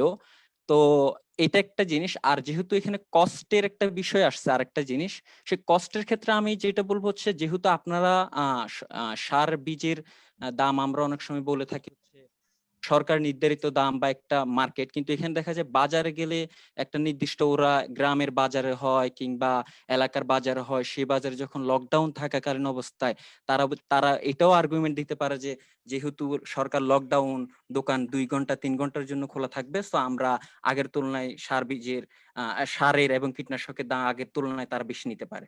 তো এটা একটা অ্যানালাইসিস এর মধ্যে আমরা এটাই নিয়ে আসছিলাম যে আমরা শুধুমাত্র যে কস্ট তারা বাড়তেছে সেটাকে কিন্তু আমরা বিভিন্ন ওই কারণগুলোর সাপেক্ষে দেখানোর চেষ্টা করছি। আর একটা হচ্ছে সময় মতো যদি শ্রমিক না পায়, আমাদের এখানে এর আগে একটা কথা আসছে যে অনেক এলাকায় দেখা যায় মাইগ্রেশন হয়ে লেবার ওই জায়গায় এক জায়গা থেকে আরেক জায়গায় গিয়ে, যেমন সিলেট অঞ্চলে কাজ করে আসে। তো দেখা যায় স্ট্রিক্ট লকডাউনের কারণে অনেকে যেতে পারে নাই। তো ওইটার একটা প্রভাব হচ্ছে যদি এই সিজনে প্রোডাকশনটা খুবই সেনসিটিভ হয়, তো 2-3 দিন বা 5-7 দিন যদি লেট হয়, সেখানে প্রোডাকশন অনেক সময় কমেও যেতে পারে। তো এটার একটা কারণ আসতে পারে আমাদের কাছে মনে হয়েছে। তো এটা আচ্ছা। অনেক আচ্ছা, ফার্মার্সে ঠিক আছে, এটা তাহলে তারা ঠিক আনসার আছে। দিছে। ওকে, আমার মনে হয় এটা নিয়ে এখন অনেক নিশ্চয়ই আরো মন্তব্য থাকবে, মানে অনেকেরই, প্রফেসর সাত্তার মন্ডল, হয়তো সেক্রেটারি স্যার। আমার মনে হয় আমি যেটা প্রপোজ করব, আমরা এটা নিয়ে আবার আপনাদের সাথে দরকার হলে 1-to-1 একটু বসে এই এই এই পুরো জিনিসটাকে আরো এক্সপ্লেনেশন গুলো যেন ক্লিয়ার থাকে। কারণ আমরা চাই, আমরা যে গবেষণাই করি না কেন, আমাদের মূল উদ্দেশ্য হচ্ছে এটা আসলে পলিসি ফর্মুলেশন, পলিসি স্টেপ গুলো নিতে যেন হেল্প করে। আমরা মানে সুতরাং এটা এটা এটা অবশ্যই আমরা সেই আঙ্গিক থেকে আপনাদের সাথে এটা নিয়ে আলোচনা করব আরো। আমার মনে হয় আমরা আমি এই জায়গায় এখন শেষ করতে চাচ্ছি। আপনাদের সবাইকে ধন্যবাদ। আমার মনে হয় আমরা বাস কনক্লুশন হিসাবে আমার মনে হয় অত্যন্ত রিচ আলোচনা হয়েছে, যেটাকে সামারাইজ করার মতো আসলে কিছু না। আমার কাছে মনে হচ্ছে একটা হচ্ছে যে আমাদের এগেন এই যে এগ্রিকালচারের রিসার্চের যে আপনার রিচনেস, সেটা এবং সেই পলিসি রিসার্চ, এই দুটার ইন্টারফেস যে খুব রিচ, এটা খুব ক্লিয়ার। এবং আমরা আমাদের এই গবেষণাটা যেটা করলাম, এটাকে আরেকটু আপনার স্ট্রেনথেন করার জন্য আমরা আপনাদের অনেক সাথে যোগাযোগ করব। কনক্লুশন হিসেবে আমার কাছে মনে হচ্ছে যে ক্রেডিট প্রোগ্রাম, যেটা গভর্নমেন্ট যেটা ক্রেডিট প্রোগ্রাম নিয়েছে, সেটার ডেলিভারি মেকানিজম নিয়ে এখনো অনেক আপনার আলোচনা এবং কাজের দরকার আছে। এবং এই জায়গাটাতে আমার মনে হয় একটা ফোকাসড কাজের আমার মনে হয় মানে ফোকাসের প্রয়োজন। কারণ এবং এটা খুব হয়তো দ্রুত দরকার, আমার মনে হচ্ছে এটা খুব দ্রুত দরকার। কারণ হয়তো আমাদের রেসপন্সেও হয়তো যেটা কিছুটা এসছে, আমাদের রেসপন্সে হয়তো কিছুটা ফ্রাস্ট্রেশন থেকে এক ধরনের রেসপন্স আসতে পারে, এবং সেটা যেন সেই ফ্রাস্ট্রেশনে যেন ঘনীভূত না হয়, সেই জন্য যে সাপোর্ট প্যাকেজ গুলোর কথা বলা হয়েছে, সেটা ডিস্ট্রিবিউশন মেকানিজম এবং লাস্ট মাইল ডেলিভারি গুলা যেন ঠিক মতো হয়, সেটা নিয়ে আমার মনে হয় খুব জোরে সোরে এখনই কাজ করা দরকার। এটা আমার মনে হয় এটা খুবই ক্লিয়ার, ইররেসপেক্টিভ অফ 7% লসের ইয়েল লসের, যেটা নিয়ে আমরা একটু কনসার্ন আছে সেটা। আর লাস্টে আমার মনে হয় যে ডেটাবেসের ব্যাপারটা, এটা মনে হয় আরেকটা অত্যন্ত ইম্পর্টেন্ট একটা এরিয়া। সুতরাং একদিকে আমার মনে হয় last mile delivery of the packages that have been announced, এবং এইখানে কি ধরনের মেকানিজম তৈরি করা দরকার, সাবসিডি গুলো আসলে কাকে দিলে ইনসেন্টিভ কম্প্যাটেবল একটা সাবসিডি হবে উইদাউট ডিস্টর্টিং ইনসেন্টিভ বা ডিস্টর্টিং মার্কেট, এটা নিয়ে আমাদের খুব দ্রুত ফোকাস দেওয়া উচিত।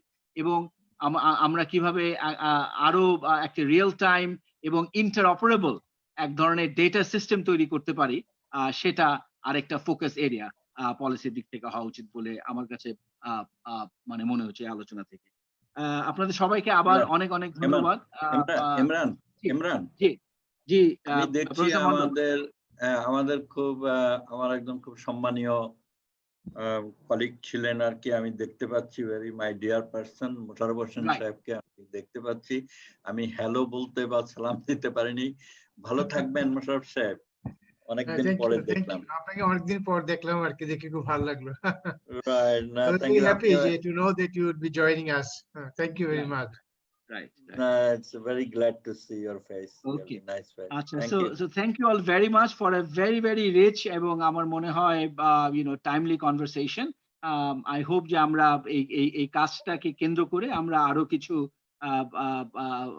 এঙ্গেজমেন্ট আমরা সামনে করব আপনাদের সাথে। আপনাদের সবাইকে অনেক অনেক ধন্যবাদ। Thank you, Imran. জি, আপনাদের সবাইকে ধন্যবাদ। ধন্যবাদ স্যার। Thank you. আসসালামু আলাইকুম sir. Walaikum assalam. Thank you. ভালো থাকেন।